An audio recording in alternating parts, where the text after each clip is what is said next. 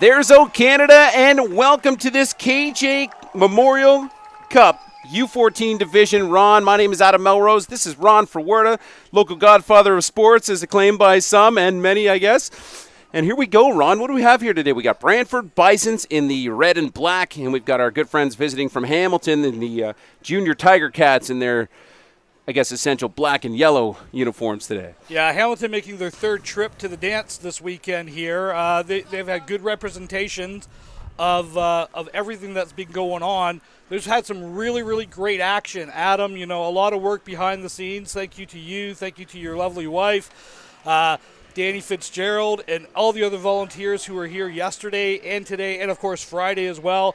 This is game number 8. Is it 8? I think this is game number 9. Number 9. Game 2, day 3. Yeah, exactly. We've kind of lost track. So this is the last of the AA type of championships. After this, we start going into some of the big hitters out there in the province, the AAA games. But this should be a really, really exciting game. This is a rematch game. I believe Hamilton won that earlier in the season. Hamilton, again, big physical team. They like to run the ball. Brantford's a little bit smaller in numbers, but again, they like to have that balance, run pass. It's going to come down to which offensive line can establish themselves against a defensive line. Start getting yourselves in those third and short situations. Again, bantam level, we play 4-down football, so that's a key, when you're watching this game and how you're calling it. Special teams, as always, is going to be a huge factor in this game. So I'm interested to see which one's going to come out and really establish themselves with field position, offensive and defensive line play, and who can run the ball early in this game. Absolutely. Looking at their earlier season stats, Bisons with a 3-3 record, regular season, went 2-0 in the post, and then Hamilton 2-4 in the regular season. So like you said, we're down, and this is more of a B division, so the consolation for the A finals, which will be the OSFL Cup. So we got 3 games later today between the Myers and Burlington at 2 o'clock, London and Essex at 4:30, and London and Essex again at 7 o'clock at the varsity level. So tons of great football, and even reflecting, we'll come back to it here in a second, but we've got the kickoff ready to go. Lots of great football being played this weekend. And we already had yesterday the U16 Brantford and Hamilton game where Brantford came out victorious in the U16, so I'm sure the club would love to see a win today from Brantford. Yeah, and that was one of those repeat games during the regular season that Hamilton had won 20-3. I believe the date was June the 3rd is what I had down there at one point. So again, Hamilton due to kick the ball off from midfield. They are going from the left to the right on your screen. All Blacks drives the ball down, picked up at the 30, returned out beyond the 35-yard line over to the 40 to the 45, keeps churning his legs. Big number 89 there, Adam. Yeah, it looks like Wesley Wilson on that play on the return, so some good legs, decent field position. Where are we going to start here? At about the 49, Coach? 48-yard line by the looks of it. Perfect. Got some players in the way. So, and again, we've got stats today. As much as we have amazing volunteers here and all sorts of moving parts, one of the moving parts today, Ron, is we didn't get a roster for the Hamilton team. So if you guys are watching on Junior Mustangs TV right now and you know the number and last name for some of these kids, throw it in the chat, and that'll help us get up to speed here. Spell it out phonetically, please. Exactly, yeah. If there's any specific last names, let us know. But what do we have here? We got 2 to the field, 2 to the boundary. Oh, sorry, we're just getting given something here. Okay. Inside handoff to number 5 by Brantford. Falls Perfect. Forward to about the 48-yard line here, Adam. It looks like it might have been number 5, which would be Deacon Solomon. And we just got a nice little inside run, couple of yards. Going to bring up about a 2nd and 8. And you're right, the game earlier was their week 3 game. These guys matched up, June 3rd or 4th, and it was a 37-30 win. Now, I had it as the Bisons, but your notes was Hamilton winning that. I might have had it with the other way around. I know I know the junior varsities Hamilton won. Gotcha. So another big run up the middle from the Bisons. Going to gain about another 2 yards. Ron, seen anything there? Looks like a little extracurriculars happening. But well, trying to establish, like we talked about, trying to establish that run game here. All you're doing is running that inside zone play. You're trying to get a good push from the offensive line down there. And again, you're in a 3rd and 4 situation here, 3rd and manageable. You don't mind these 3 or 4 yard chunks, especially early in the game. Think of this as like a heavyweight fight. These are body blows. These are why you throw those jabs. These are why you throw those body blows. They may not add up to anything right now, but third and fourth quarter, they're going to start adding up. Absolutely. Here we go. Same look, split backs. We're going to put it in the air. Looks like it's going to number 3, and he pulls it right in. Couple extra yards. Malachi Neptune getting the ball down to about the 22. Take us through that one, Ron.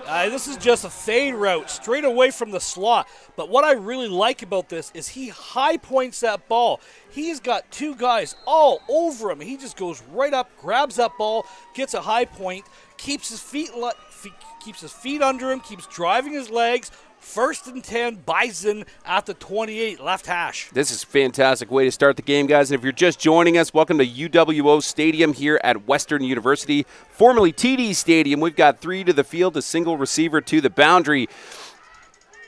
Looking like we may have another pass coming up here. Nope, we're going to get a handoff to the right. Number 5 again, Malachi Neptune. I feel like we're going to be saying Malachi's name a lot today, Ron, and it looks like he might have picked up about 2. So this is almost like a full house backfield that they've got going on. They've got 2 tight ends or 2 fullbacks in the backfield as well.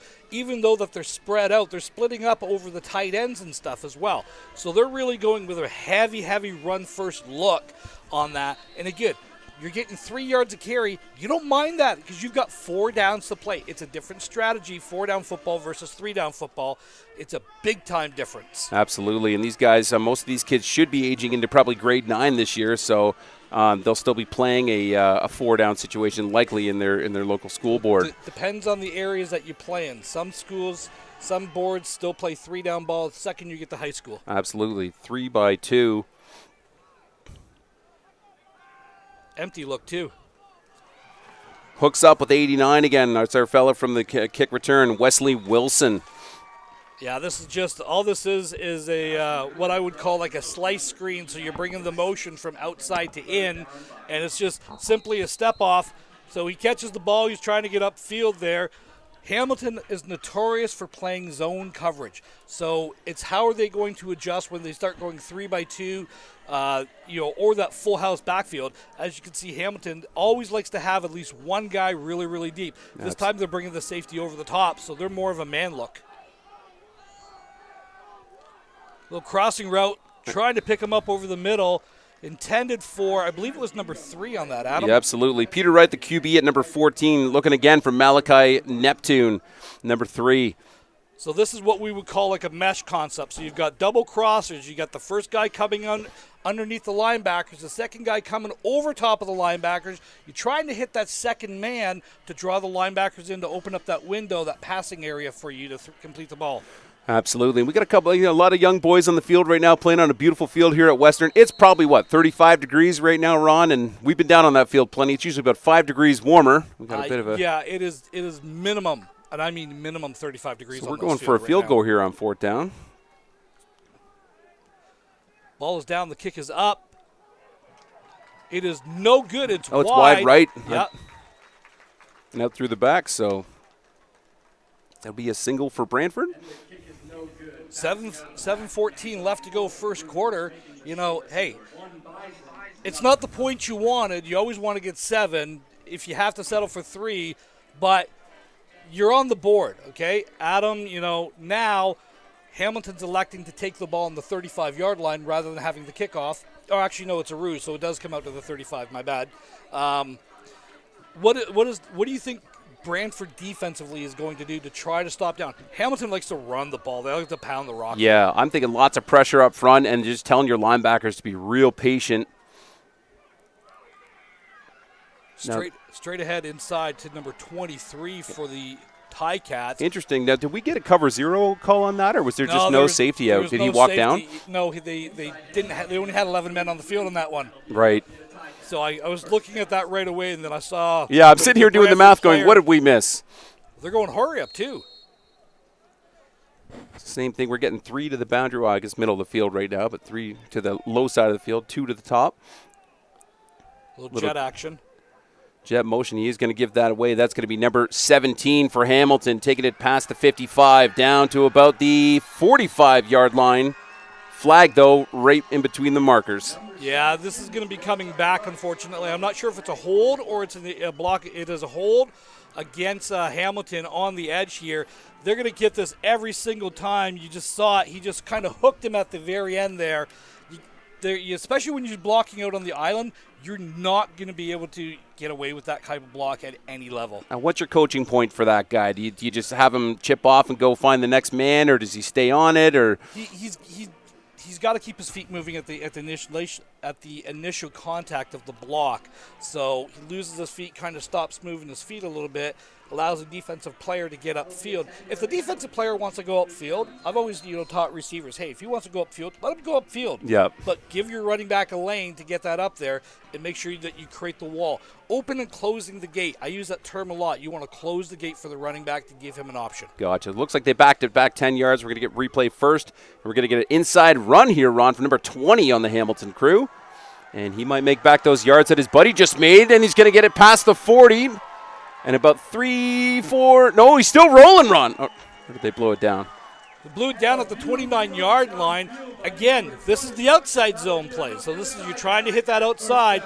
Good block on the edge there. Look at that left tackle. Take his guy out and drive him and create an absolute great lane. Get the hands away from the face mask at the end when you're finishing that run, son. But, we're going to – if we see that again, I want to see this kid. He absolutely blew away the defensive end there. Brantford showing a really heavy pressure look right now. Lots of motion to the line. Number 20 going right up in a cross route. That looks like it was meant for number 20 on Hamilton. I don't think 17 was getting there. But decent coverage from Brantford, too. Yeah, really good coverage. They showed the pressure, and I think they kind of dropped out of it with their linebackers. They had almost like a cover 5 umbrella going across the top.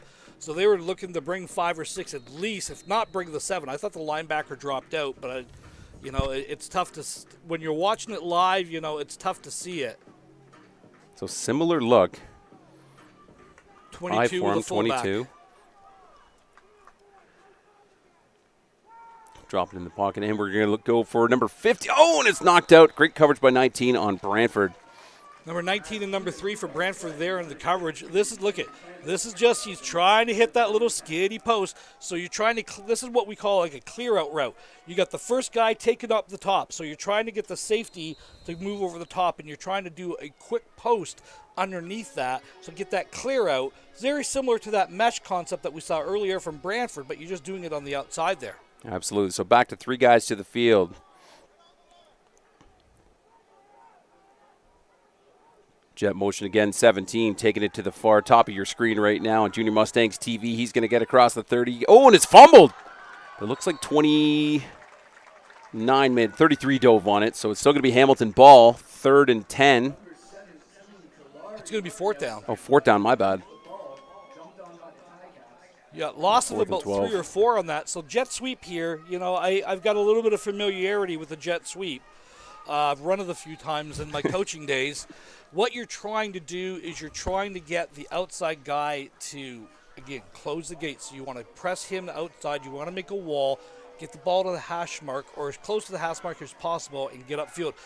Hamilton going for it on 4th down here. Absolutely. Well, I don't think at this age group we're going to see a field goal made from that distance. So might as well. It's a championship game, Ron. Not going to be enough. Gets about 7 yards, though, and we got a potential probably horse collar on that one. Absolutely. So this is the definition of a horse collar tackle here at the end. He gets in. This is a great run. He gets inside the cylinder and changes the direction with a downward motion. That is the definition of a horse collar tackle. You can't go inside the shoulder pads and end up pulling downward or even side to side. You can't go inside the shoulder pads to make that tackle. That's a 15-yard penalty. And it's not a half the distance to the goal penalty. It's a 15-yarder. Yeah. So that puts the ball at the 10-yard line. 1st down, goal, Ticats. A little bit of a gift for Hamilton right out of the gates here. So I'm sure the Brantford defensive coaches will be having a little chat about that after this series. Similar look here, under center, 2x2. Going to take it right up the middle. Number 20 from Hamilton again. Punches outside. Is going to get, I don't know, so probably about 2 or 3 yards there, Ron? I think he gets about a yard. If he keeps this staying inside here, he just punches that upside. He's going to get to the 5-yard line. Instead, we see this a lot with a lot of the younger runners. They want to try to bounce everything wide. They always want to get the sweep. Sometimes you just got to stick your nose in there and get 4 or 5 yards. I think it would have been better served if he just hit that inside a little bit harder. Yeah, it looked like there was a little hole he could have hit. So, similar look again, under center. 2 guys in the back, 1 motions over to make it a 3-by-2. And there's their middle run we're looking for, and a flag on the play, Ron. Yeah, I think you got procedure against the offense. I think the slot back was lining up offside. He made contact early on this. Well, while we're dealing with this, let's talk about Quest Awards real quick. Quest Awards is specialized in producing high-quality patent plaques, corporate awards, sports awards, promotional items, and giftware utilizing the power and precision of laser engraving and advanced computer technology. They take great pride in quality workmanship that goes into their production and delivery of every product that they ship. And this quarter is brought to you by Quest Awards. Thank you to all of our volunteers as well who have helped out over the weekend. It takes an army to put on an event like this. We are in day 3, Adam. It was a 5-yard offside call, illegal contact. He made contact with him early. It was pretty clear for me that that the slot back got there a little bit early. But regardless, all the volunteers, everybody who has helped out to bring this. Hey guys, if you like this broadcast, hit the subscribe button, hit the like. The more viewers we get, the more opportunities we get to bring great local action to you like this. Absolutely. Bit of a botch snap here, Ron. Picked it up and I think lost about 2 yards on this play. Yeah, good pressure right away by Brantford. Understanding they just probably want to, you see that slice action or that crack action, nobody's fooled. They shoot both the linebackers up, no gap to run in. Big man is stopped right away.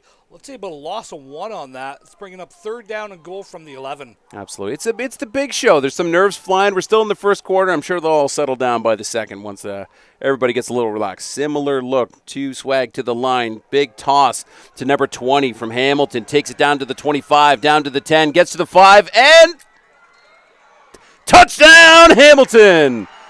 Take us through that one, Ron, on the replay. Great job. Strictly a toss play, and right about here, I thought he had a chance. That's a great block on the edge by the wide receiver, getting him inside there. And again, there's you just using your speed to get to the edge, to point towards the pylon here. Right there, great block, and then coming downfield, good finish. That's what I want to see. I want to see you finish going upfield like that. Good job. 6 points for the junior varsity Tiger Cats. Now, I know Coach Schneider's probably watching from home right now because he's sick and watches football in his sleep. And we run that freeze drill at Thursday practice every day, and I'm sure that body check from number 12 would not have gone well with Coach Schneider. No, probably not. Kick is good. But again, extra point is good. And I'm going to put something in. I'm going to put a question in the group chat. If you know what the meaning of Ticats means. Where did the name Ticats come from? There's no prize, nothing like that. I just want to see if people are engaged and what kind of your football knowledge is. It comes from something very, very specific, and I'll tell you a story about it afterwards, but Ticats is, the name of Hamilton. It's also the name of the CFL team. We're talking about that. The junior program is being named after it. So if anyone knows what is the meaning of the Hamilton Ticats, without Googling it or anything else, exactly. Just see if you remember it. Anyone can hit Google and figure it out pretty quick. Absolutely. And if you know somebody here at the stadium, text them the answer, and we'll give them a bottle of water from the press box just after the game. So here we go, Ron. 1 minute and 43 seconds left in the first. Couple of drives, or a single drive for each team, really, to chew up that first quarter. Yeah, we got a rouge from Brantford. Hamilton took one down. Number 20 scoring the first major of the game, making it a 7-1 game. I think Brantford was off on the extra point because they moved it up 5 yards. Here we go. We've got a return from number 19 from Brantford. That looks like Benjamin Hudson to bring up a first down. Brantford on the 39 or the 40? 38-yard line by the looks of it there. So I kind of like this. He does a good job. Attack the ball in the air. As an old special teams coach, this is what we tell our kids. The ball hits the ground. that's 15 yards automatically. Between the momentum of getting the snap or getting the ball and getting upfield, it's going to cost you roughly 15 yards. Sometimes it works out in your favor. More times than not, like 85%, it doesn't. I really like that he tacked that ball, caught it in the air, and went upfield. See how much more momentum you had going forward. As you say all the time, Ron, it's a difference of 15 yards usually, right? So number 3 for Brantford, Neptune Malachi. We said we'd be saying his name lots today. Gets a nice big run up the side, but fumbles the ball. Last guy to touch it out of bounds, throws it at the Hamilton bench. Ron, what are you seeing? It's just a jet sweep here. Straight classic jet sweep. Gets to the outside. The ball's getting a little bit loose out there. He's flapping that in the wind. You got to get that higher to your chin, as we like to do it, and claw it on contact. Almost makes a tackle at the 35, able to finish the run for a good gain. Ball went out of bounds at the 49-yard line. First down, Bison. Yeah, great first effort. I'm sure, like I said, we're going to be hearing from Malachi a whole lot today. And a big shout out to Teresa Guamet, grandmother of number 89, I believe, on the Bisons team here. 3-by-2. Handoff, middle run. And it's going to be stopped for maybe inches, if not a short loss. Yeah, it's going to be tough to run inside on this Hamilton defense. I know Brantford, like you said, they want to be able to establish the run. And while you're seeing these jet sweeps and then you come back with something like that, is you're trying to get the linebackers to move and get themselves out of position. So you're trying to get what we call a tracker. Who's bumping? Who's coming over? Are they in man? Are they tracking man? Or are they bumping? See the different options down there. All right, 3 to the boundary, 2 to the field. Single man in the backfield. Going to hand it off. Oh, it's a fake. Pulls it and hits number 89 again. Grandma's going to be happy on that one. Got about a 6-yard carry. Just a little step-off screen over to the outside here. Makes the first man miss. Good gain of about 6 yards on that. That's going to bring up a third down and about 3. Right there. Good job. And then keeps his leg driving. After contact, an extra 2 yards. Anyone got the answer in the chat yet? Nothing yet, but we do have Michelle C. letting us know that number 14 on Hamilton is Sarakins. I'm sure we're saying that wrong, Ron. But Sarakins. Put the phonetic in there, Michelle. We appreciate you. Same thing. 3 to the boundary, 2 to the field. Single back. He's going to drop back. Number 14, Peter Wright, getting wrapped up, though. Too long. Thinking too hard on that one, Ron. Well, good coverage downfield by Hamilton. So they played their umbrella. You can see it. They're dropping down. See, everyone's dropping down into their zone coverage. Both linebackers are coming. I'm telling you right now, it's going to be a long day for Brantford quarterback. If they're getting pressure with 4 and dropping 8 into coverage, that's going to be a long, long day as we see the punt unit coming out for the Bisons. Absolutely. And as we're kicking off this. Or was that 4th down? Oh, that's the end of the first quarter. My Correct. apologies. Yeah, they're switching things up. So as we head into the second, obviously your score, 7 for Hamilton and 1 for Brantford. And we also got to send a big shout out to our community. Thank you. Thank you to Football Ontario partners, the Western Mustangs, the London Junior Mustangs, the London Beefeaters, and the Forest City Thunderbirds for helping us make this inaugural Summer Cup a success. It has been an amazing 2.5 days of football, Ron. It feels like we've been here for a month. I know you've been involved in as many games as I have, and lots of great football being played. Obviously, starting things off on Friday night, we had Waterloo and Forest City. Forest City taking the W on that one, and Chatham and Guelph, a great game at 8 o'clock on Friday night with Chatham. Cougars taking the win on that one in the U18 Regional Cup.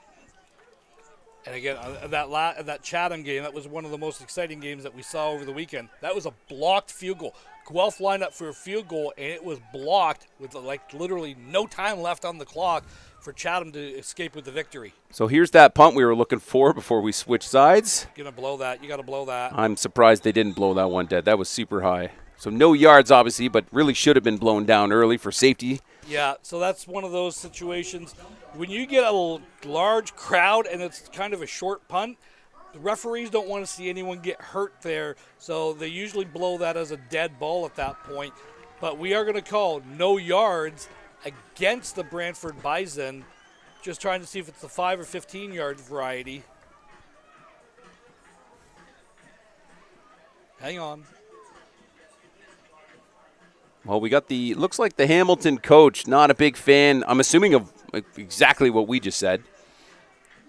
5-yard variety. A little heated. So we're going to get a 5. Yeah, Brantford's on the near sidelines. Hamilton's on the far sidelines. I think it should have kind of been blown on that. Anyone got that answer in the chat yet? 16 to Hamilton is Moniz. All right. All right. Thank you, Michelle. No answer on the answer, but if anybody knows, again, what is the meaning of Ticats is what we're asking for where here. Where did the name Tiger Cats come from? 2x2 with the tight end. Motion across, 17. 2 swag to the line, and we're going to get a handoff here to number 1, I believe. Yep, on Hamilton. Short gain, and if anybody knows number 1's last name, throw it in the chat here, guys, on Junior Mustangs TV. We've been broadcasting games here for about 4 or 5 years. Ron, all around on Southwestern Ontario. I'm ready to go cross province here at some point, but certainly lots of great games later today. And if you're enjoying what you're watching today, help us out so we can keep these games coming. Feel free to subscribe and like this video. So here we go. 2nd and 9, maybe 8.5 here, Ron. There's an answer in the chat. The Tigers merged with crosstown upstart Hamilton Wildcats and adopted the nickname Tiger Cats. Okay. So after this play, I'll tell you the story of what happened in there. 33 on a big scamper here, Ron. Big man taking it over the right edge, dropping his shoulder, finishing the run beyond the 45-yard line. So back in the day, there was the CFL and the Big Three. Hamilton had a team in the CFL, the Hamilton Tigers. In the Big Three, Hamilton had a team called the Wildcats. When the Big Three and the CFL merged, well, we don't need 2 teams in Hamilton. We only need 1. They merged the name together, hence the name Tiger Cats. And now we get to call the junior version of it. 2 swag to the line, handoff. Oh, he pulls it. Number 3's going to keep it for himself. He's got number 1 out there as a blocker. That's a great read by that quarterback. You can see this end absolutely crashing down to take away the big man up the middle here. You can see it right there. The end crashes right down. Quarterback does a great job of getting up there, seeing that, pulling the ball, getting as much as you can. Big first down. Impressive drive for the Tiger Cats. Absolutely great drive here as we're in the 2nd quarter here of the KJ Academy Memorial Cup, UWO Alumni Stadium in London, Ontario. Shall we continue with the CFL trivia? I love it. Absolutely. What do we got here? 4 to the field, single guy to the boundary. Get a little jet motion. And that's going to be, I believe, number 10 for Hamilton. He's got lots of blockers ahead of him. Oh, stick that inside. And is going to get picked up by number 18 from Brantford. Big tackle. It's 18 on 18 there. Chase Rivers. So, yeah, again, jet sweep. Good. I love the play design. You got 3 receivers or 4 receivers to the field here, and you're just coming across with the jet sweep as a slot back sweep. So basically what you're doing is you're giving the slot back the ball at full speed and telling them to run a sweep. So you're trying to get your fast guy at full speed on there. But sometimes you got to be able to stick that up inside. I think if he sticks that upside, puts his foot in the ground just a little bit earlier, keeps that going, he's in business there. Gotcha. So big man, number 33 from Hamilton, taking it up the middle on the handoff, getting himself a few more yards for the Tiger Cats. Big number 93 for Brantford on the tackle. Absolutely. So 93 from Brantford. Let's get a little shout out here. Matthew Mullman. Matthew Mullman on the tackle. Great job getting a shout out from Coach Ron. Coach Ron loves offense. So if you're getting a shout out as a D lineman, congratulations. I think he's playing a 1 here. Yeah. Like a 1 tech. Same so look. Coming across from the left, playing the 1 tech, that's a play. Here we go. 3 drops back. Hands it off to number 1, but stuffed. Guess who? Number 9 is our boy, Matthew Mullman. And we got the information here that number 1 is Richie. Okay, so our quarterback for Hamilton is Richie. And your boy Mullman just having a day already here. Yeah, that's twice. He just shoots right through the gap. Almost, they try to block him, but he sniffs his that out right away. Throws him down for a big loss on that. That's going to force a 4th down here. Absolutely. So 4th and 9. What are you doing here, Ron? 2nd down, 8 minutes left. Or, sorry, 2nd quarter, 8 minutes left. You know, I've had some success driving the ball. I think I want to play the field position a little bit. Hey, I've been wrong a whole lot this weekend. But, yes, I like this call. I like the punt situation here. Absolutely. Well, if Coach Schneider was here, he'd say whatever you say, they're going to do the opposite of it. But they're punting, and it looks like it's going to go deep into the end zone and right through. And there's the reason why, because now you've given up the single. it means it's a rouge, it means red, and it means 8 for the junior Ticats, 1 for the Bison. Absolutely. So not a bad drive. It's unfortunate they couldn't just march that down a little bit more, but obviously the Brantford defense really picking up here, Ron. Obviously your guy Malman, great coverage from the secondary, and I think we're going to have a pretty close game here. Mind you, we've had a lot of close games this weekend already. With the exception of 2 games, they've all been one-score games. Like all of them, started that Friday night game at 8 o'clock, coming down to the last play, having the field goal blocked as time basically expires. That was excellent. That was a great game, really, really well played from both teams. They've all been like within 1 score, and this is what the OSFL has tried to do: get like opponents playing meaningful football at the end of the season. This little screen at 85, Parker Harriet, but number 28 from Hamilton, number 81 from Hamilton, and I believe another player who's being helped up by his boys right now, number 7 on the tackle. Yeah, swarming. Tiger Cats swarming to the ball there. That's a great job. Everyone's sticking in there. Good gain of about 3 yards on that. Again, Brantford's trying to play the quick game, trying to get out, use their athletes in speed, use them in space, make somebody miss. Hamilton doesn't miss a lot of tackles. Absolutely. So here we go. 2nd and 8. 3 in the boundary, 2 to the field, single back. Snaps up. It's going to be a pass again to number 25, Griffin. And he's going to get about 5-6 yards, Ron. Yeah, just a little swing pass right away. Predetermined swing, and he coming out to the I prefer this to the field, but, you should take the shot to the boundary, which is the close side of the from the hash mark. Good gain of about 6-7 yards on that. That's going to bring up a 3rd and short, about 3rd and 1 here. Looks like, sorry, I missed the last name, Griffin DeDominics. Hope I'm saying that right, but we got to give full shout-outs to these boys working hard in this heat right now, Ron. And obviously it looks like a bit of a heavy package situation because they're just looking to burn through this 1 yard. No, we got motion to the field. There it is. Straight ahead. Quarterback takes it straight ahead to the 50-yard line. First down, Bison. Yeah, Peter Wright just calling his own number. Get a little chippy on the ground. I like it. A little edge in the game here, but I'm sure he's going to get a few chats from the Zebras out on the field at some point here, Ron. Yeah, so again, both teams have had a lot of success kind of moving the ball a little bit here. Let's see if Brantford can finish a drive here as we've got 5:34 left to go in the first half. Quick moving game here, Adam. Absolutely. 2, 3 to the field, 2 to the boundary. Snaps up, and we're going to take a little outside zone play here, Ron. But that's going to get stuffed. Maybe short gain, or, yeah, looks like they're going to give him about 1. Yeah, gain of 1 on that. You're just trying to hit that inside zone, and they're just – Brantford's not getting much penetration upfield. They're not being able to really get that push upfield. My apologies there. They're not able to move. Hamilton's got a really big defensive front, and they're going to be tough to move all day.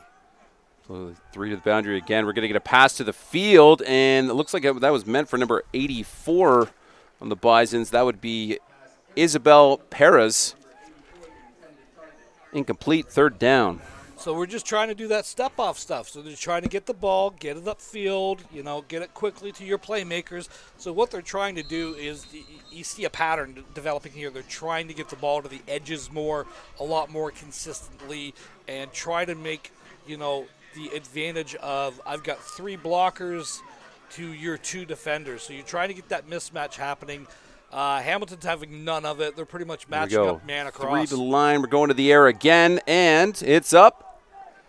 And looks like it was meant right across the middle here for number 25 again. Griffin DeDominics.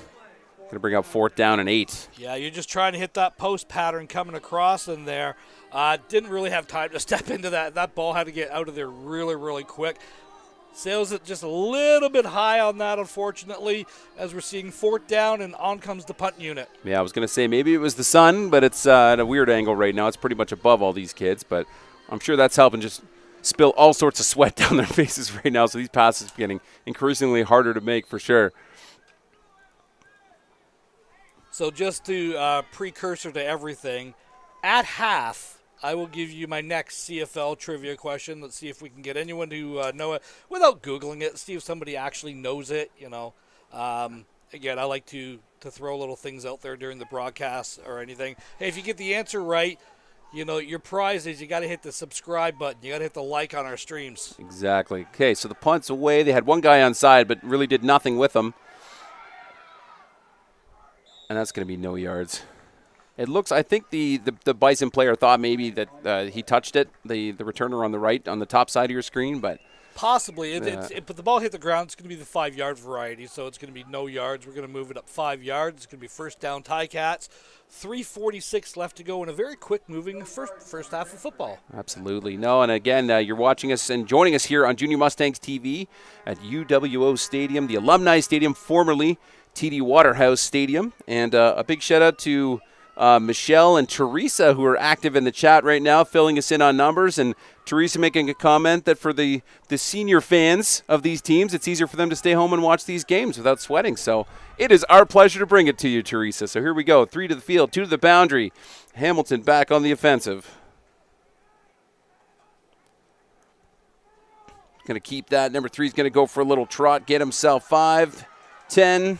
But, oh, no, he evades in second man. It's going to be first down, Ron. Oh, big run there. Again, you're showing that inside handoff. Watch the DNs tear down to take away the run. Straight down.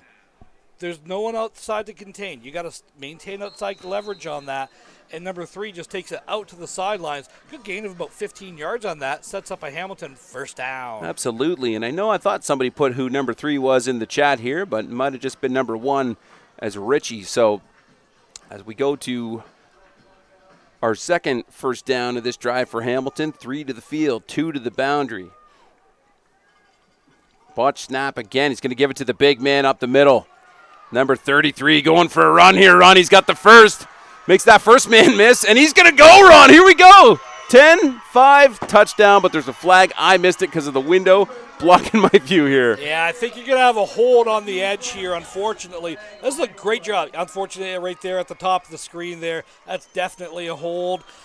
Big man rumbling, though. I really like. He takes it straight up field and then bounces it to get to the less defenders and is able to get some speed and pull it away for a big run. Unfortunately, it's coming back. Very athletic for a big fella, too. I mean, obviously, he's probably their fullback, number 33. But, yeah, went for a scamper. He's going to be sucking a little bit of wind right now, so hopefully they... No flag. Touchdown. So they called no flag on that. Oh, boy. Okay. Yep. Well. Okay. So no flag on that. Touchdown is good. I sure thought it was a hold right at the edge there. But again, hey, 40-yard run for the big man, takes the inside zone play on kind of the read and busts it outside over the left edge for the Hamilton Junior Varsity Tiger Cat. Shout touchdown. Shout out to number 33, but I feel like the Brantford coach right now in the white hat definitely is of the opinion that you are as well, Ron, because he's basically demonstrating what he saw. But the unfortunate thing about these refs not having instant replay down on the field for something like a game strat system or what have you is they have to just go on it. But what they call is what they call, and there's not much we can change there. But I know yesterday we had a few of them coming up asking for the links to the streams just to verify a few things. But I'm not making any assumptions here as to why they needed to do that. If you want a link to the streams, all you have to do is go on Junior Mustang Television. Hit the like button. You'll get notified when we add new content. We got 3 more great games later on here today. Extra point is good. 15 for the Junior Varsity Tiger Cats. 1 for the Bisons. 2:38 left. Half. Very exciting game so far. I figured we would have been a little closer, but it's only 2-score game here, Ron. But nice drive from Hamilton. Obviously, the big man putting the work in. Questionable on the call, but we're just going to roll with it and trust that the fellas that of the Ontario Refereeing Association are doing their job as best they can in this heat.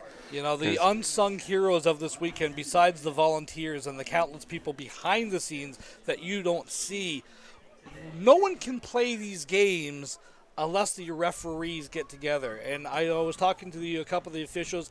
They have referees from 12 different centers. Wow. 12 different centers working together to bring you this championship weekend. Guys, I know you're probably just watching the one game going, okay, well, like little Johnny's in this game or whatever. These guys have been here 2 games Friday night, 5 games yesterday. And I'm telling you, I was on that field at 4 o'clock yesterday afternoon. That was 45 degrees. Yeah. Okay, and it's going to be this afternoon. And we got 5 more great games today. All right, kick is away, but it's being blown dead instantly. So ref didn't like something. I think they just blew the 3-minute warning. I think that's what the whistles were. I think they blew the 3-minute warning in, and they thought, okay, well, the whistle blew, we'll kick it. You got to wait for that last one, unfortunately, before you can kick it. Absolutely. Well, and speaking about the refs as well, too, is yes, we're in Canada. This is a Canadian game, and it gets pretty cold here. But here in the summer, for the 2 months of ice that we get, you'd think they'd move to a shorts system rather than pants. No.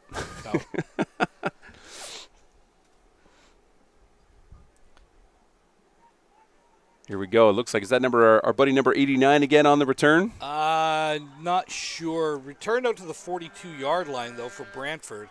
Can't quite see the number. Yeah, 89 again. Yep. He's the dude today. So picks up the ball.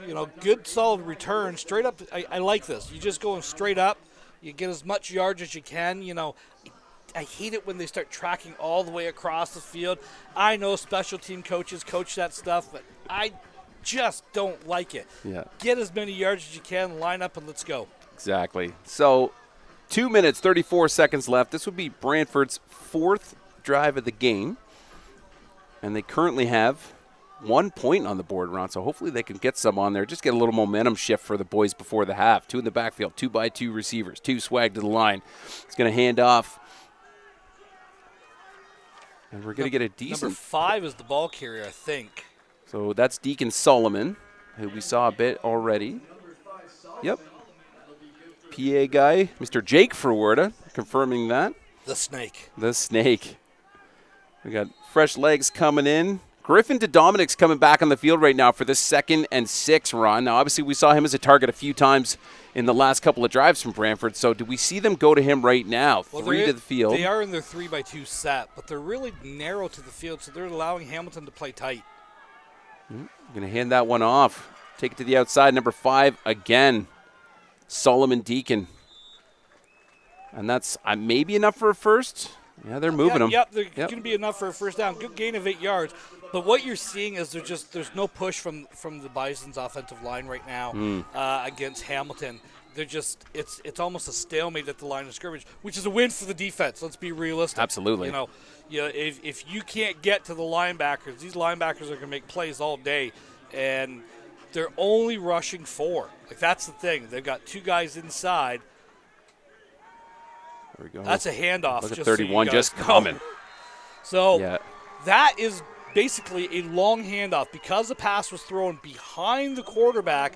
This is virtually a live ball. If he doesn't catch that, Hamilton can pick that up and go for a very, very long time. Dangerous play. I know a lot of people like to do it. Never being a huge fan of it myself. No, and that outside linebacker, I think, was number 31 for Hamilton. Man, did he pick that up in a hurry. He was coming downhill hard and fast. Our good friend, Mr. Daniel Fitzgerald, linebacker coach for the U14 Junior Mustangs, I'm sure would be a big fan of that play. Here we go, 3 to the boundary, 2 to the field, 3 to the line. And he's going to go for number 25 again. There's our boy Griffin. Takes it to about the midfield stripe. So it's just all you're doing on this is trying to get some of those yards back that you lost on the first down. Yeah, they're basically going to be 3rd and 10, 3rd and 9. About 3rd and 9 here. And again, just a little flats pattern. You see him release right away. Yep. Fullback releases right away and just sits down. Nice, easy completion. I like that completion. Nothing wrong with 6 or 7 yards on a carry, or on a pass. You can keep in positive areas those ways. You always want to get plus yards.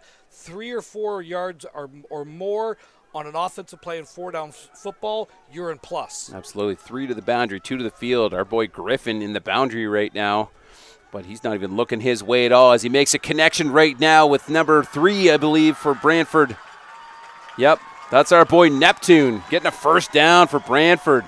Again, same pattern. So you've got your 3x2. There you go. All you're doing is a 2-step out. So it's a really, really quick flats pass. So they think they got something there. He's tracking all the way across. Does a great job of getting upfield, turning the corner. as I think we have a timeout here by the Bisons. Yep, so 1 left for them after this, 2 still for Hamilton. Ball's at the 33-yard line. Adam, what do you seeing that Brantford's kind of adjusting to now that they're able to do? Well, I think there's so much pressure coming up the middle from Hamilton right now that you got to, I think, just get away from the inside run game and just keep everything outside. It would be my plan. And as we've seen that, quick pass to the outside, little outside zone run, right? And I think because they just need to be able to – and it also, I've noticed too, it doesn't even look like he's going through his reads right now. It's basically just plant and pass because he knows – big 57, and all the boys on the D-line are just coming to eat. 99, 64. And what's interesting, number 32, so Griffin just came out. Number 32, Jamario Greenwich just came back in too. So they usually go more to the pass when he's in the game, or in a run when he's in the game. So it'll be interesting to see what he comes out with here. So obviously we've got 1:11 left, and we're 1st and 10, correct? From the 33. Yep. So here we go. Yeah, that for me so far, we talked about the keys of the game early, like which defensive or offensive line can establish himself. Right now, Hamilton's kind of established himself. Those flat patterns, those are just extensions of the running game. That's all you're trying to do is get that quick pass out there and get your athlete in space. 2 by 2, and we're going to hand it off to number 32, Greenwich, right up the middle. He's going to get about 6 or 7, 8. Yeah, that's a big run by a big back. Greenwich lowers his shoulder. Great contact. Keeps his leg going and drives forward for another 4 yards after that. Ball's placed at the 30-yard line. 2nd down, Bison. Yeah, great run from 32. So he stays in, but then here comes Griffin. 32 out. Got some fresh legs. Mind you, it's a 2-yard play, but we could expect pass to Griffin or another inside run here, Ron. Well, if you're starting to pick up a couple keys there, 3 to the field, 2 to the boundary. 3's in the slot. This is also the kid they like to run the jet sweeps to. So definitely that was, little chip off for Griffin. Just didn't release soon enough. And I think Q was just a little ahead of his man. Is that Peter Wright? Yeah, so again, it's just that flat pattern that they're trying to do. It's the extension of the run play. So you just try to get the ball into the flats really, really quickly. Ball falls incomplete. 53.2 seconds left to go with the incompletion. The ball's not going to be started until the white hat gentleman lowers the arm. So we should have enough for probably another 4 plays before the half. Absolutely. Greenwich back in the game. Griffin out. Split backs 2 by 2. Again, they've seen success out of this look, Ron, so it'll be interesting to see what we get. It is going to be a handoff right up the middle. He's got the first. And he's going to bust it outside, makes the second man miss. Third man comes in, takes him right down. First down, looks like we're going to be in about the 12 or 13-yard line, Ron. Yeah, good job of finishing the run, staying patient with it, understanding. Watch him do this, okay? You actually get a good block right there. He follows his fullback on the inside. Big block. Now, he's able to keep his feet and his balance going and getting upfield, finishing that run to about the 12-yard line is where they're spotting it. Timeout. Brantford, I believe, is who called the timeout. Yeah, well, their coaches are on the field, so that's usually a dead giveaway. Well, get the water out for these boys as this sun here at UWO Alumni Stadium just keeps getting higher and hotter right now. Luckily, we've got a bit of shade here, Ron, up in the press box, but the air conditioner they leave on the wall here is just the biggest joke I've ever seen. So it's non-existent. It's we're not exaggerating. It's probably 37, 38 degrees in this booth up here with the windows open and cross breezes and everything else. Guys, it's hot. Yeah. There's no other way of putting it. It's just flat out. It's hot.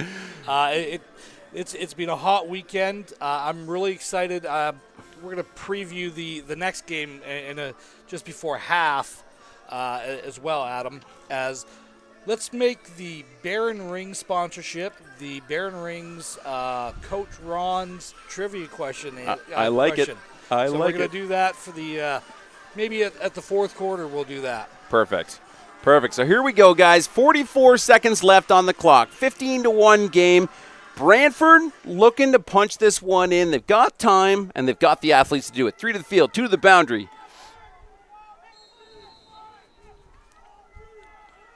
Here we go. We're going to give it to our guy, Neptune, who's going to try and take it up the middle, but that defensive end came right in, did a great job on contain, Ron. It's going to bring up 2nd down and 10. Yeah, so when they bring the fullback in, when they go that 2x2 set, they're having a little bit more success running the ball. When they go the 3x2 set, I've noticed they haven't had much success running the ball. That's going to be a key, something that you got to factor. But you need a touchdown here, down 14 with like 20 seconds left to go in the first half. Well, here's that set again. Griffin, I bet you he looks to him. Nope, he's going to. Oh, he's going to. Oh, wow. Wow. Yeah, that was going to 89. That was our guy from earlier, Wesley Wilson, who I believe Graham is watching on the chat on the stream as well. So 3rd and 9 here, Ron. 18 seconds. 23 had a house call in his hand. He catches this right here. He is off to the races. I mean, nobody was going to catch him. He was going to go for a long jog of over 100 yards on that one. Unfortunately, not quite able to squeeze it. Why are we...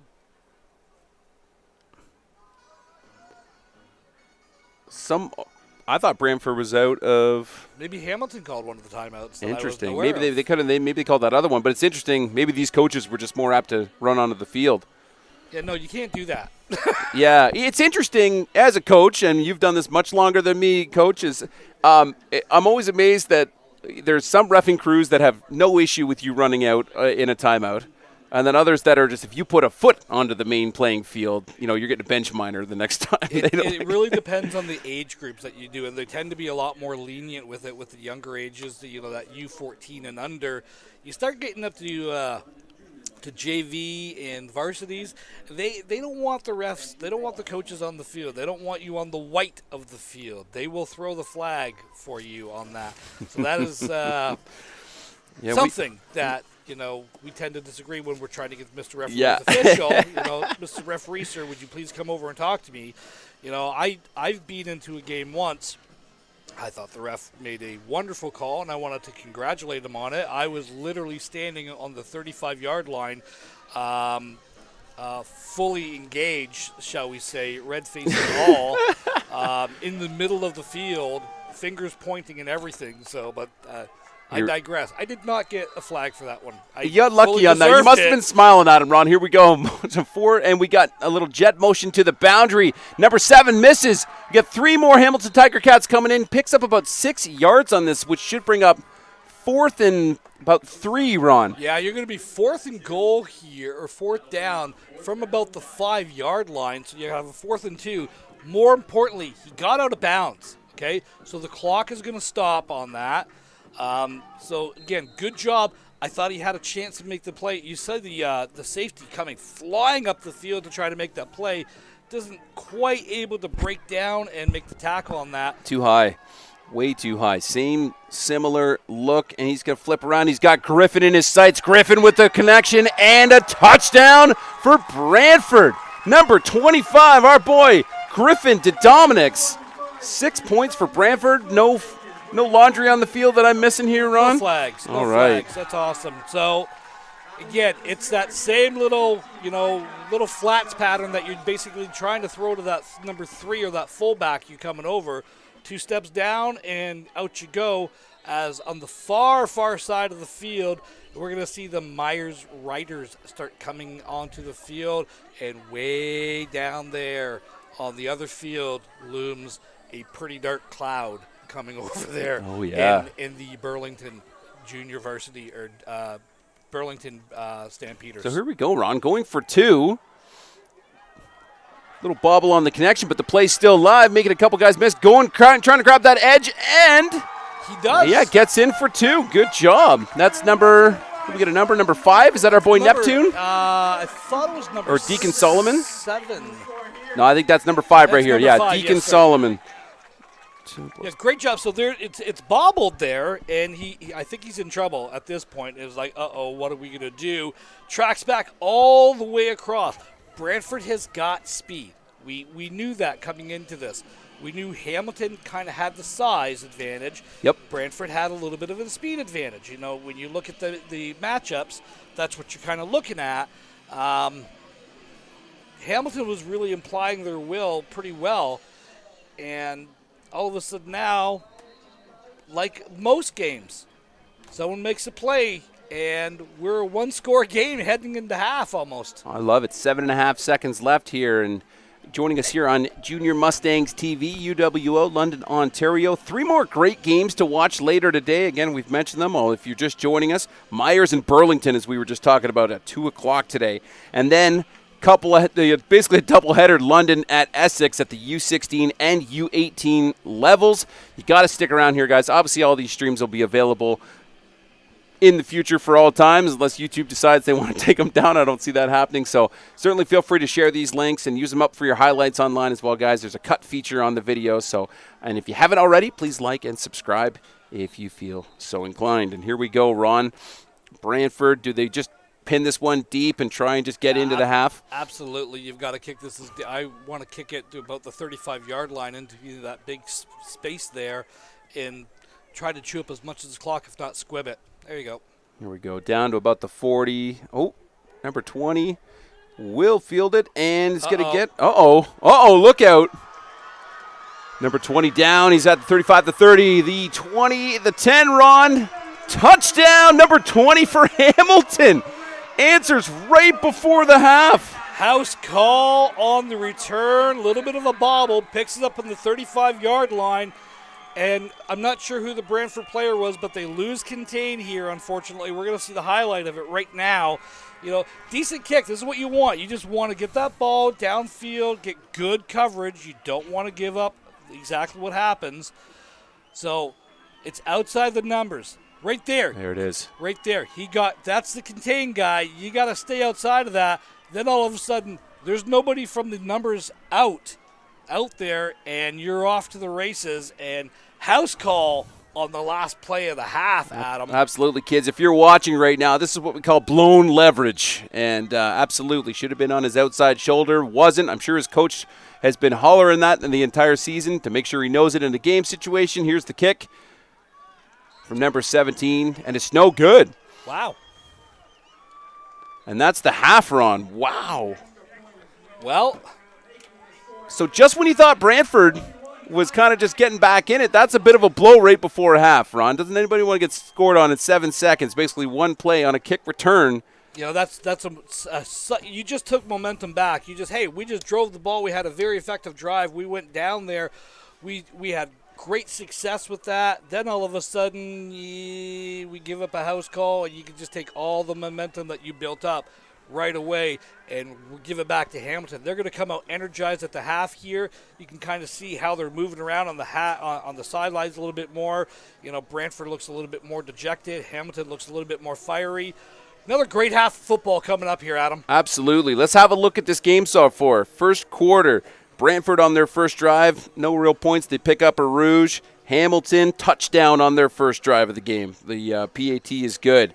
Brantford on their second drive carries into the second, nothing. Hamilton comes out, gets a rouge on their second drive. Brantford comes back out with nothing. Hamilton answers with another touchdown and a PAT. And on the last 2 drives we just saw, we get a touchdown from number 25, our guy Griffin from Brantford. They go for 2. Number 5, I believe Deacon Solomon, punches that one in, and then Hamilton answers right away with a kickoff reception for a TD, but no PAT is good. So we've got a 21-9 game right now, Ron. Thoughts before we go into the half right now on what the second half looks like? Brantford, you kind of know what's going to happen here. They're not going to be able to run that ball inside unless they start bringing the fullback in, and that's when Hamilton's committing extra assets inside to stop the run. So I would expect to see Brantford kind of doing what they're doing, that short, quick passing game. Hamilton, they've had a lot of success, kind of running the ball, which is kind of what we thought coming into this game. There's not many adjustments for either team. You got to shore things up on some defensive things.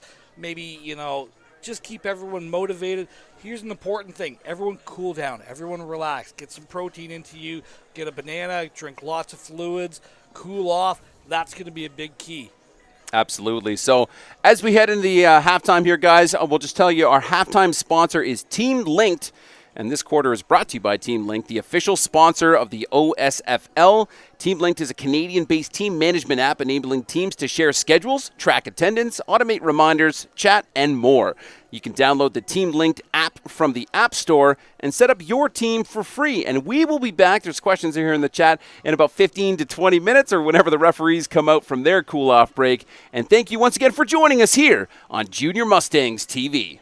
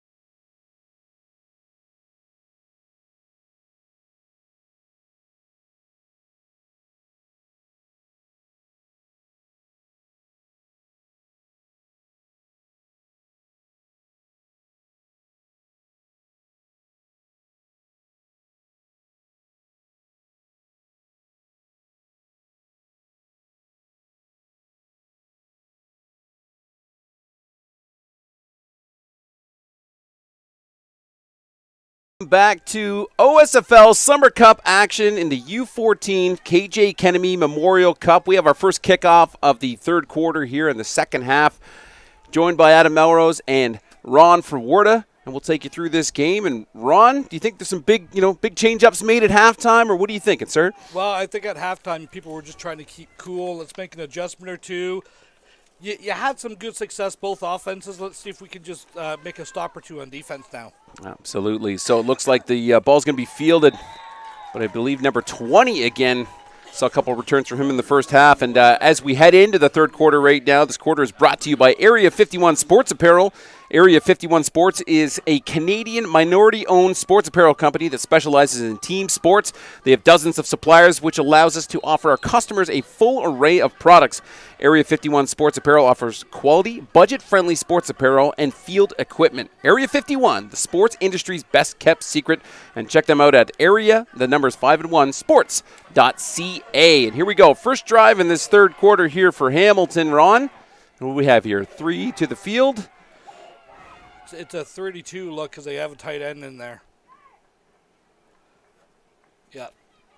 So they have a tight end on the right side. Number 1 carries the ball over the right-hand side on a little, they do the fake jet, or the joker look, as I would call it. So it's a joker left, and you're coming back with the ISO on the outside. Good gain of about 4 yards, second down. Absolutely. That was number 1, Richie, who we saw carrying the ball a fair bit in the first half as well. We got 2 and 6 right now for Hamilton. Again, if you're just joining us, welcome to Junior Mustangs TV, handling all of this OSFL Summer Cup action. And second down here for Hamilton in the U14 KJ Kennedy Memorial Cup.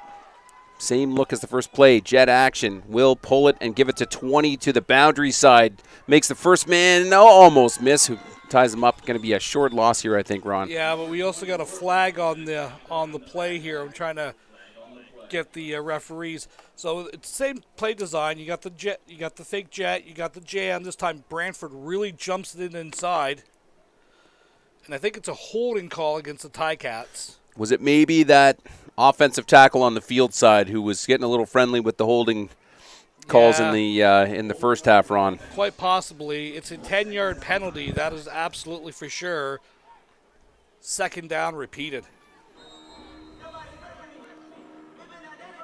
And of course, we're live today on Junior Mustangs TV. If you're just joining us, too, or still watching from the first half, lots of action going on in the chat. We don't have the roster for Hamilton, so if you know a player's last name, just put that with the number in the chat, and that helps us out for sure, so we can give all the credit to the kids who deserve it. So, QB going to sneak out, hit number 1, Richie, on a connection. Looks like maybe a yard gain here, though, Ron. That's going to bring up 3rd and 9. Yeah, 3rd and 9 here again.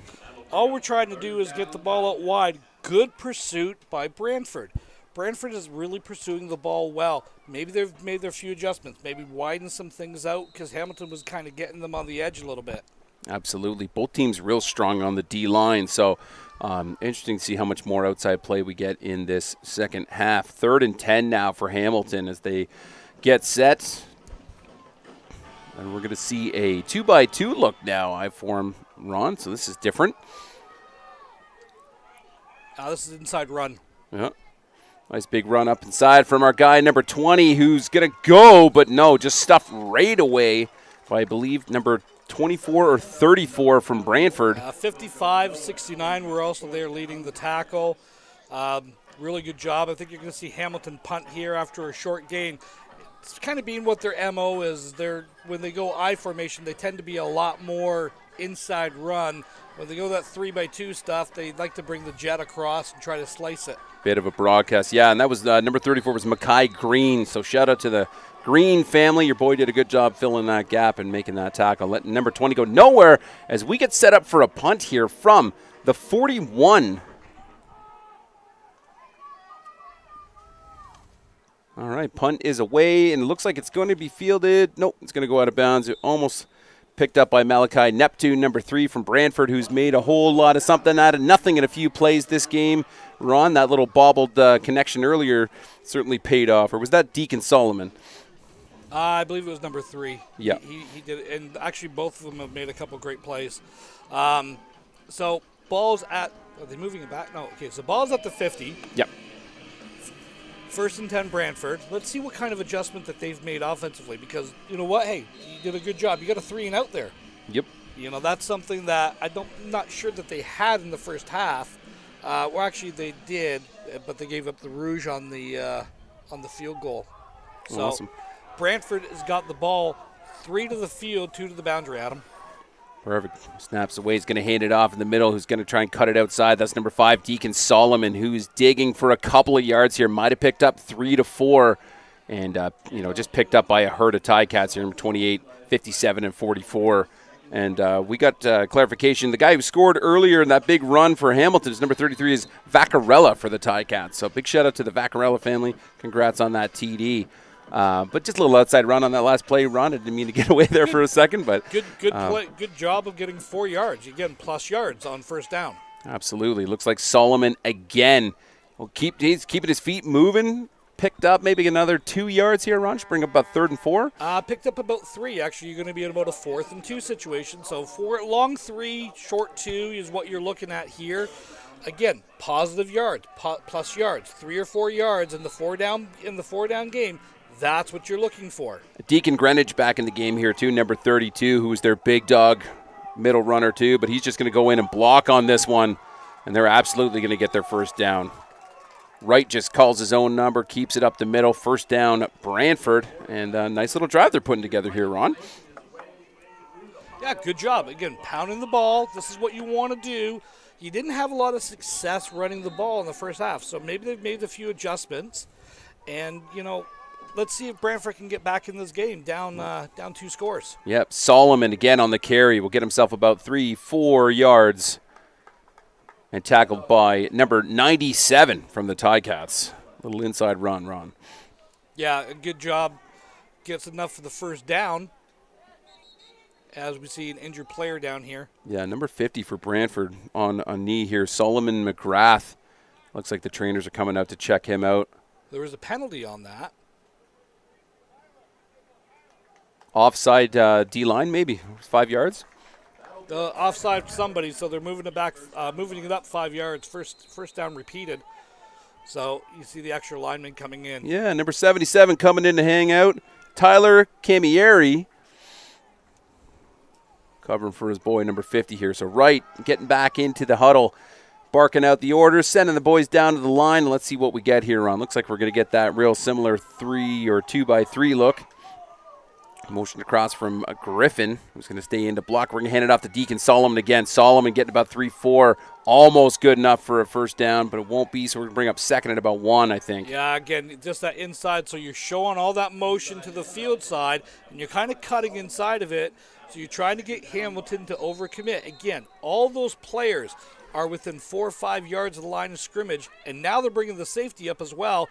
Everybody's within 5 yards. You hit a seam on this, you could be gone. Absolutely. Wright is going to just keep it for himself. First down. Gets about another 3-4 yards, too. So we'll move the chains. And Peter Wright having himself a nice little game right now, calling his own number. But obviously Brantford needed to get back in this game. The score right now with 6:14 left in the third is 9 for them. And we've got a few points we need to put on the board. So notice they've gone into a real hurry-up offense here, too, Ron. But they're going to get stuffed right now. Thrown down for a loss. Number 45 from Hamilton just came screaming in. Yeah, bringing the pressure, sacked back to the 36-yard line, loss of 6 on the play, second down. Just joining us again, this is Junior Mustangs TV live from the OSFL Summer Cup, UWO Field, Alumni Field. 3 to the field now, Ron, 2 to the boundary.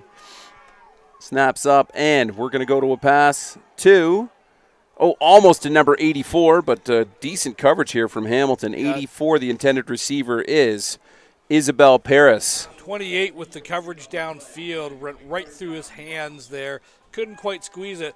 Quarterback threw a nice ball there, as we see another Brantford player. This is what I was afraid was going to start happening, is you're starting to get, I think the heat's becoming a little bit more of a factor, a little bit more of a problem here.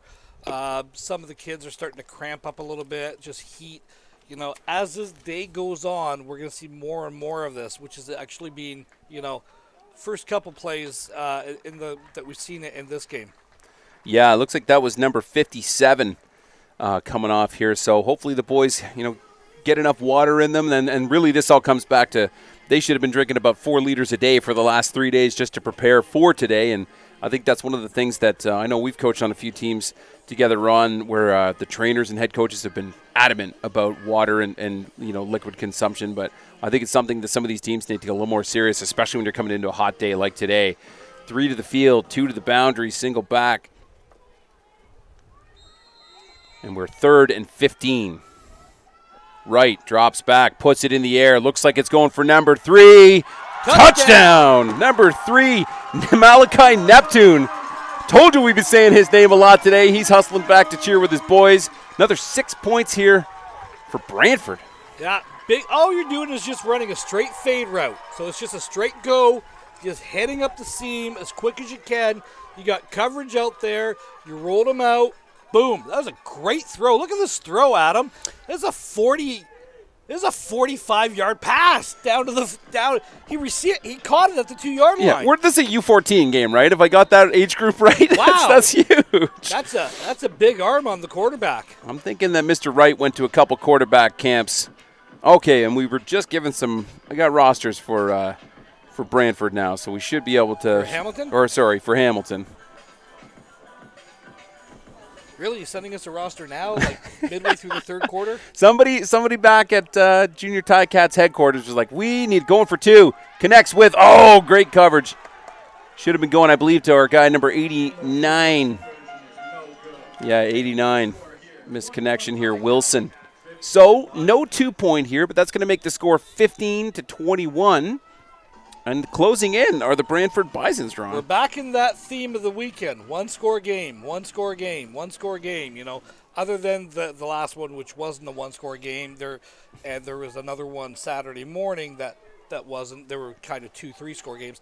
Everything has been one score. Yep. So what the OSFL really wanted to do, one of the missions was to have like-minded opponents playing each other for meaningful football. What that means is equal talent, equal caliber, equal coaching.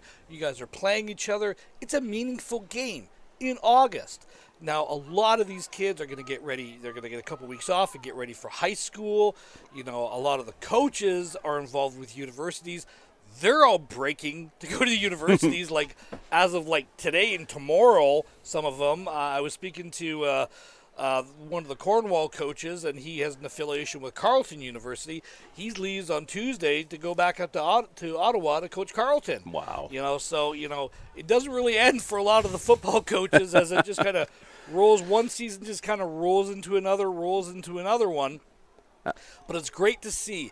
Adam, as we kind of have this little bit of a delay here, why don't we throw up the Barron's Ring logo, and you can ring the ad for the Coach Ron's Barron Ring trivia question. Absolutely. This quarter sponsored by Barron Championship Rings, and they are the official championship ring of Football Ontario. Barron is a focused brand, and their relentless commitment to design, craftsmanship, and superior story-driven products are what drive them to deliver only the best to their clients. For more information, visit www.barronrings.com. Again, that's www.barronrings.com. And let's hear that trivia question, Ron. I know everybody's just screaming to hear it. Well, stay in the CFL theme, okay? We're going to stay in the CFL theme.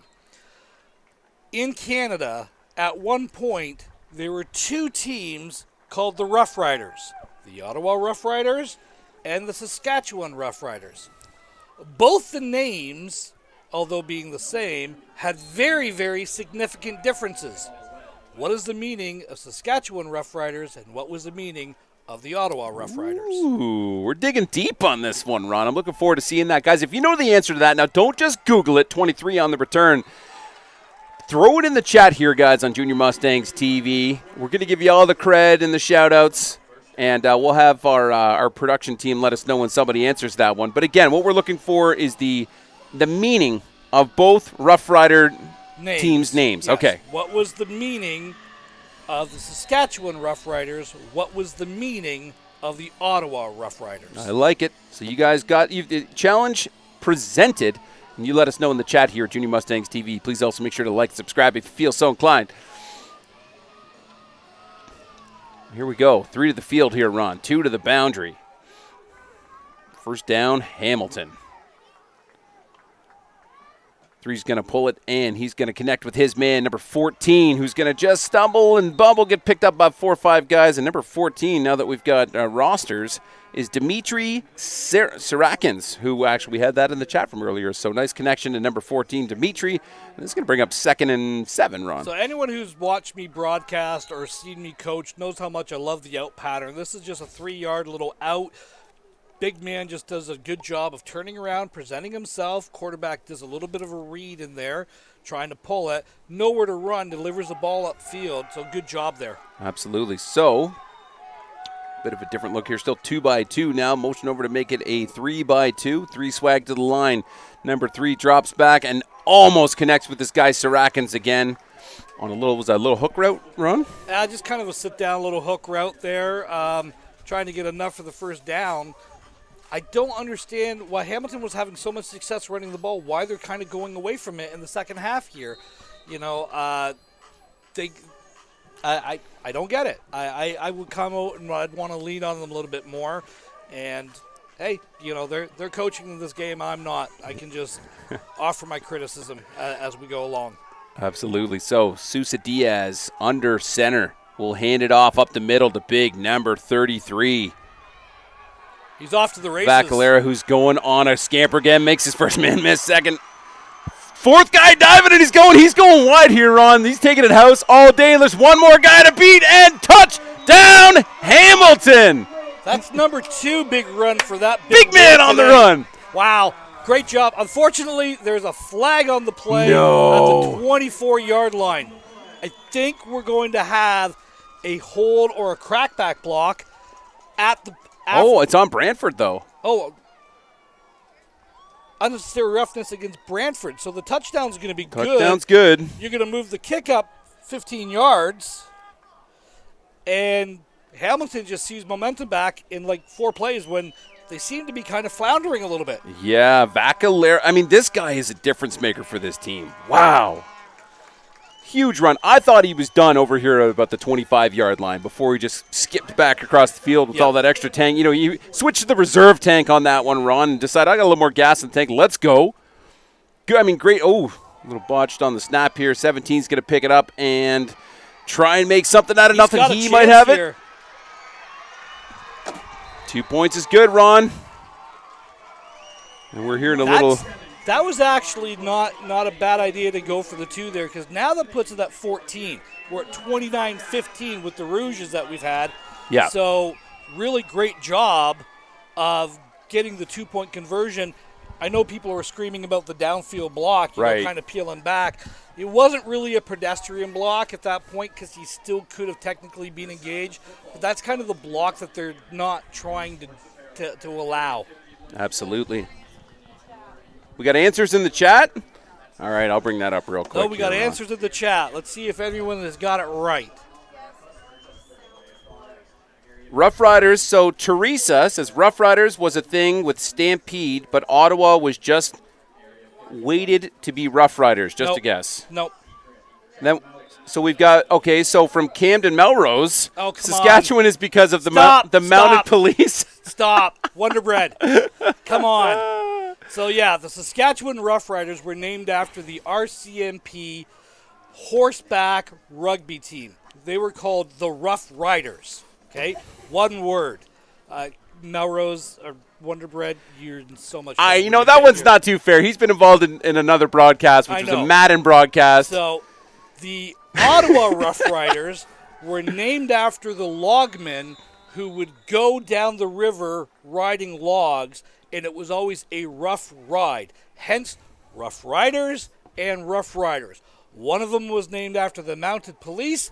One of them was named after the river loggers. Ronnie, let us in on a secret. When's the last time you went down the river on a log? I know it happened at least one time, right? And I'm sure there was liquids involved. I went down a flume, the old fair ride. The old log ride at Canada's Wonderland. Yeah. Oh, yeah. Great kick from number 17 here, pinning it real deep. Might roll through the end zone here. Don't want to give up the single here, but you just did. No. Yeah, absolutely. Now that's a 15. Now that changes your scoring dynamics a little bit. Now it's a 15-point lead as we see it hit 30-15 with 3:26 left. Absolutely. In the third quarter. So now you're in a, you're 2-score with a 2-point conversion territory, but if you don't get it, you're a 3-score down. So that Rouge is kind of a dangerous play to give up when you're down 14 already. Yeah, that's going to change things up dynamically here. We see a lot of going for 2, and we do have a player down, which is the delay right now on the far left side of the field around the 12-yard line. Looks like the trainer's just stretching a leg out. I'm sure the heat cramps are setting in right now, Ron, and we're sitting in the shade and we're cramping up. So these boys are putting the work in.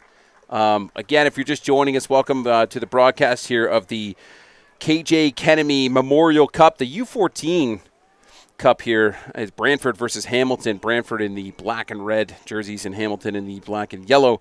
And, looking back at their original just regular seasons, Ron, 3-3 for the Bisons. Hamilton 2-4 on the regular season. Played each other back on June 4th, 11 in the morning, and it was a 37-30 win for the Bisons. So close game there. And, hey, Hamilton could either hold on to this or Brantford back on the attack here. Maybe they can make something here, Ron. So split. Hand off again to our boy Solomon, number 5, who's going to keep rolling and finally gets taken down by Hamilton's number 25, Logan Marcy. See, we're going to go back to this. Hamilton's lining up 7 men, 8 men within 3 yards of the line of scrimmage. They are really packing the box tight. They walked up a linebacker to outside. It's almost a 50 front that they're running. That's great. If you miss a tackle, which unfortunately that's what happened in this one, and you hit a seam, there's nobody at the second level to make that play. And again, now Hamilton's more of that now they're in a 53 look. Right, going to keep him for himself, fake the handoff, and might maintain field possession. Oh, he gets the first. Wow. Yeah, he only needed about a half a yard to get that first down. Good job of getting upfield, sticking your foot in the ground and turning, as we see the Hamilton tent blowing across. Yeah, we're probably gonna have a what do you call that? A equipment malfunction delay. Yeah. And maybe camera B here can pick that up real quick. Want to thank our scoring and graphics guy, Mr. Daniel Fitzgerald, for stepping up on that camera. Here we go, 2x2 split backs. Maybe setting up for a pass here, Ron. Nope, we're going to give it to Deacon Solomon. Solomon going to take it to the boundary. Flag on the play already, and he is picked up for maybe no gain, and we'll find out what that laundry is about. I think this is a hold right away. I'm pretty sure that the guard hooked him. I'm just waiting for the referee. Oh, I see it. There's a little scrap there on the top side. And the training crew coming back out, I believe that's for Deacon Solomon.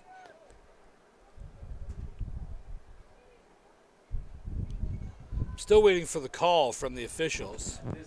Well, I think it's against Brantford. It is against Brantford. So they're just discussing right now, hey, do we want to take the play and take the down, or do we want to move them back 10 yards? With the wind kind of going in Brantford's face right now, I think you want to move it back 10 yards. Yeah. Yeah, so we're going to replay first down. So, yeah, exactly. Move it back 10 yards. Replay first down. It'll be 1st and 20. Now you kind of, big chunks of runs has definitely been happening. Unfortunately, I think that is our buddy Solomon who's coming off the field there. Absolutely. It's great to see him walking off under his own power.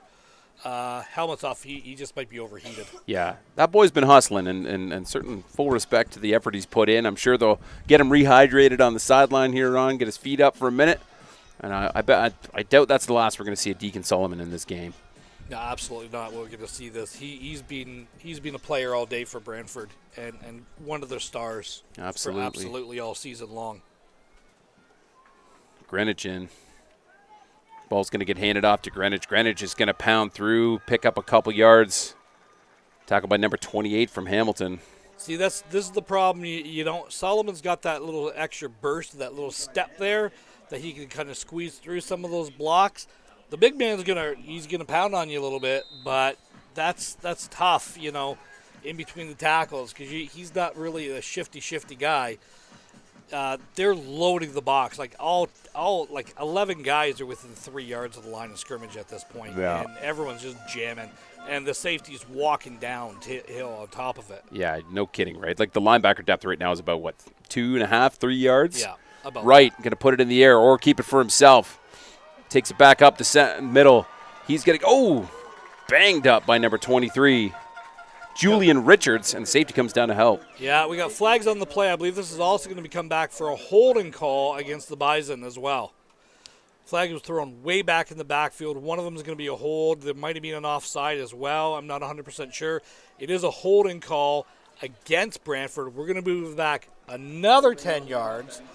As an offensive coach, Adam, I don't have a lot of 2nd and 30 calls in my play bag. So, look for a screen or something short. Try to get some blockers up front. You're not trying to get 30 yards in one play. You want to get a chunk of yards and make it more of a manageable third down situation. Absolutely. Peter Wright's body language, quarterback for Brantford, just looking a little tired of the goings-on, if we could put it that way. But Griffin just came back into the game. Greenwich is out. Might look to hit maybe Greenwich on the little slant here, Ron. Griffin. He's got the hands here to pick that up, but no, Wright's not going to see it. He basically fumbled 64. It right into the hands of number 64 for Hamilton. Owen Prack, Johnny on the spot. Merry Christmas, Owen Prack. You couldn't have asked for any. Wow. Great scramble. Okay, great scramble. Great job getting upfield. Whoop. I believe it was 51 that stripped the ball out for Hamilton. I'm just trying to see this here on our replay again. Great pressure. It was 51 coming across as strips it. Falls right into 64's hands. Great job, big man cometh. Shout out to number 51, Jacob Adams, for making that play, basically handing it to Mr. Prack. And here we are, Hamilton on their 7th drive of the game. Going to get it over to number 17, who is the kicker, but just loaded up by the D linemen. Those D linemen were coming inside. Everyone was blocking jet sweep, and they're coming downhill. Number 64, Troy Martin, has been working his get-offs, Coach Ron. Absolutely. So that's going to bring us to the end of the third. We'll get probably, one more play? No, I think that was the 3-minute warning. No flag on the play. Or, excuse me, that should be quarter time.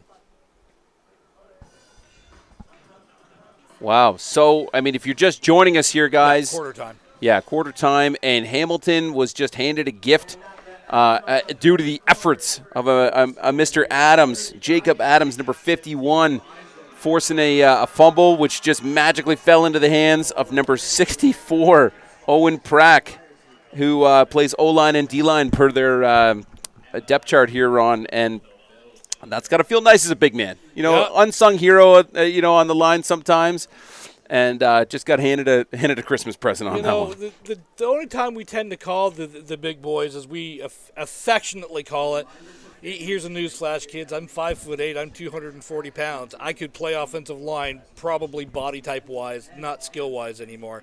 But anyway, only time you get these guys called out is when they're holding or they do something wrong. When they do something right, man, we just love to shout them out. Absolutely. And it's, at this age group, too, it's really nice that, certainly at the younger ages, you and I have both coached real young and older players as well, Ron, is the younger ages, a lot of kids are still there because mom and dad are making them be there. When you're an O-lineman playing in this U14, 16, 18, it's pretty much your choice, and this is what you want to do, and it's great to see these boys putting in the work. Handoff up the middle, number 33, Vacalera, our guy who scored 2 already today, is going to get it back at least to, but 15 yards on that carry, Ron. Did I miss something? Why was it 2nd and a mile? Yeah, I think we were chatting too much, Ron. Oh, okay. Yeah. Well, it was quarter time. They switched, and they were still – remember you said you don't have a 3rd and 30 play? I think they had marched it up. Well, no, that was Brantford that had the 3rd and 30 play, and Hamilton right. Fact. So it's just – okay. I missed something, so – well, welcome back to Adam and Ron's brain. And here we go. 33 is going to pull it. And number 33, Sousa Diaz, is just going to go right and get the edge. And another touchdown. Hamilton, number 3, Sousa Diaz, calls his own number, Ron. So, again, it's the same read play that you've been running with a lot of success all game today. The DN's going to crash down here. Quarterback just pulls the ball and gets out to the edge. Finish upfield, in for the Tiger Cat touchdown. You know what? Sousa Diaz obviously still has a little bit of gas in the tank. Saw nothing, kept it himself, and that's a really well-ran play for sure. So here we're going to set up now. Hamilton's way ahead, so we're assuming just normal 1-point PAT here, Ron? Yeah. So that's going to be, we're at 21, 22-point lead right now with 11:07 left. You're not going to get it all back in one play, but you got to start getting some chunk plays. Yeah.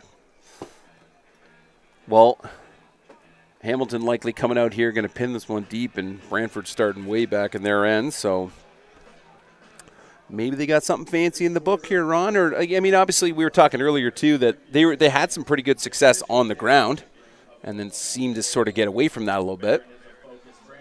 Yeah, and they've Brantford hasn't really been able to run the ball inside with much success today. It's all been more of that edge play. You know, the short little dump out pass to the flats, little jet sweeps, trying to get the ball outside. Hamilton has completely taken away the inside run game of Brantford. It's kind of at this point, you almost thinking it's one-dimensional. But, hey, one pass, 60-yard touchdown, or it was a 45-yard completion for the touchdown last time. So these are really, really big positives. Brantford has the capability of scoring in a heartbeat. Yeah, and I wonder if we're going to see our guy Deacon Solomon rejoining us in this quarter. I don't see him on the – he is still sitting with the training staff. So this ball will be returned. Tackled by number 20 from Hamilton. Hamilton's just playing with a little bit more oomph and fire, and this is what happens, in games like this. Body language tells a big thing. Hamilton, as a late flag comes out there, so somebody had some personal greetings for somebody. Yeah, you know what? So the ball again returned by Benjamin Hudson. Shout out Benjamin, sorry we missed that. But I think 33 might have been having a little extracurricular there because he had his helmet off and he was yapping at one of the so as much love as we've been giving 33 for putting the work in, you got to stay a gentleman on the field because that or was it on Brantford? It's on they're Brantford. Back wow. It's Brantford. It was coming off of the tackle. Somebody in that crowd said something to somebody. They're telling the refs, or they're telling the bench about it right now. So ball's down to the 26-yard line. First down, Bison. 11:03 left to go in the game. Following this game, the AAA kickoff, so to speak. Starting with the Bantam game, the juggernaut that is the Burlington Stampeders and that defense. If you haven't seen this team play, watch out. Are you going to be in for an eye-opener versus the Ottawa Myers Riders? Welcome to the party, the city of Ottawa. That's our first Ottawa team this weekend, followed by two games with a heavyweight South feel to it. The London Junior Mustangs versus the Essex Ravens in the JV and varsity games. So Malachi Neptune on the carry there. Picked up a couple while we were chatting, Ron, but I think, the training staff are back out for a player for Hamilton right now. And we definitely, the training bench here on Brantford getting pretty full right now. So we're hoping that everybody can stay healthy here for the last 10 minutes, 38 seconds of this game. If you're just joining us, welcome to Junior Mustangs TV, covering the U14 KJ Kenemy Memorial Cup. And we've got a score right now, 37 Hamilton, 15 for Brantford. Hamilton having themselves a game right now. 3 to the field, 2 to the boundary. A little jet motion here, Ron. And we're going to pass to number 3, Malachi Neptune, who will get a first down, and he's gone. We got a good, great effort from Malachi Neptune right here. 97 will finally catch him, but that's a huge first down. Flag on the field way down at the point of the tackle, Ron.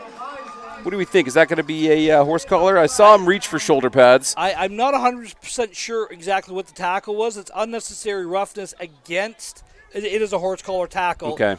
Against Hamilton, so it's going to go up 15 yards. Hey, we just talked about it. You know, you need chunk plays. You need chunk plays. Get the ball in this kid's hands. Yeah. He's a walking stat reel right now. Absolutely, and that penalty on number 97, Chase LaPierre, for the horse collar. But talk about hustle downfield. He's playing a linebacker position. He tracks him 45 yards away and stays with it. Great job. Great hustle from both these teams. He doesn't make that play. That's a touchdown. Yeah. Same look. Wright going to drop back. He's going to dump it off to number 5. Nice middle our guy Deacon Solomon sneaking back into the game. Didn't even see that. Who just gets lit up by a bunch of defenders. But should have moved that a fair bit, bringing up second down here, Ron. Wow. Second down and about 1 here. It's going to be really, really close to a first down. Just inside screen there, just dumped it over. That's a high pass. That's dangerous to throw up in there. That's a lot of traffic. That's a gutsy throw. That's a throw that, I'll be honest with you, I'm not a really big fan of throwing or making. A lot of things can go wrong on a pass like that, but, good on him for a gutsy call. Yeah. Deacon Solomon just ran off the field to get what I'm assuming is some sort of tensor bandage removed from him that he probably had on from it was an ice pack in a tensor bandage under his gear. And I think they may have called a timeout now, unless there's... Yeah, they've absolutely called a timeout at this point, because the coaches are out in the field. So 9:47 left. Adam, Coach Matt and I were talking yesterday during our games of some of the observations that we've made over the weekend. You've been here for every game this weekend. The 2 on Friday, the 5 yesterday. We're on game number 2 today.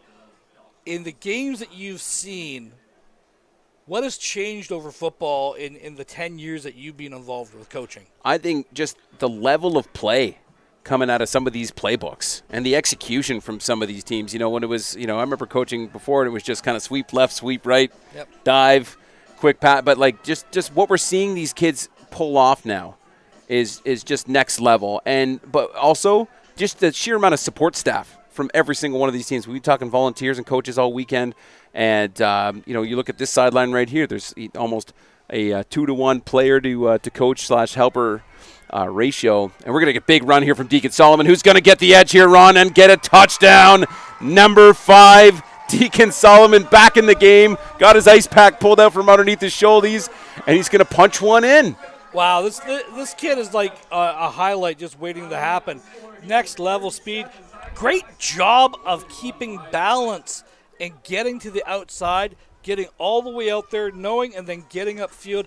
You're not going to score a touchdown running east-west, but right now when you start going north-south, that's when you gain all those yards, able to turn the corner, and Brantford is back within 2 scores. Absolutely. And back on the comment we were making before too, Ron, I think the clubs that are doing it really, really, really well right now are those who don't just start 2 weeks before camp in April. And they're putting it, there's clubs, and I know of many of them in southwestern Ontario specifically, in January, on New Year's Eve happens, and then we're in the gym getting these kids ready for April. So they've got 90 days under their belt usually to get their cardio up, to get their stamina up, to start installing basic concepts for the offense and the defense. So when we get to the grass, like years ago, camp would be the month of April, right? You have about 2 weeks to get them what you would call as in the best shape you can get them in 2 weeks, and then 2 weeks to start installing, and then usually at your first game, like early May. Yeah. And now that we're installing, the first 6 plays February 13th or somewhere in there, right? Yeah. Missing Valentine's Day to go to practice, right? But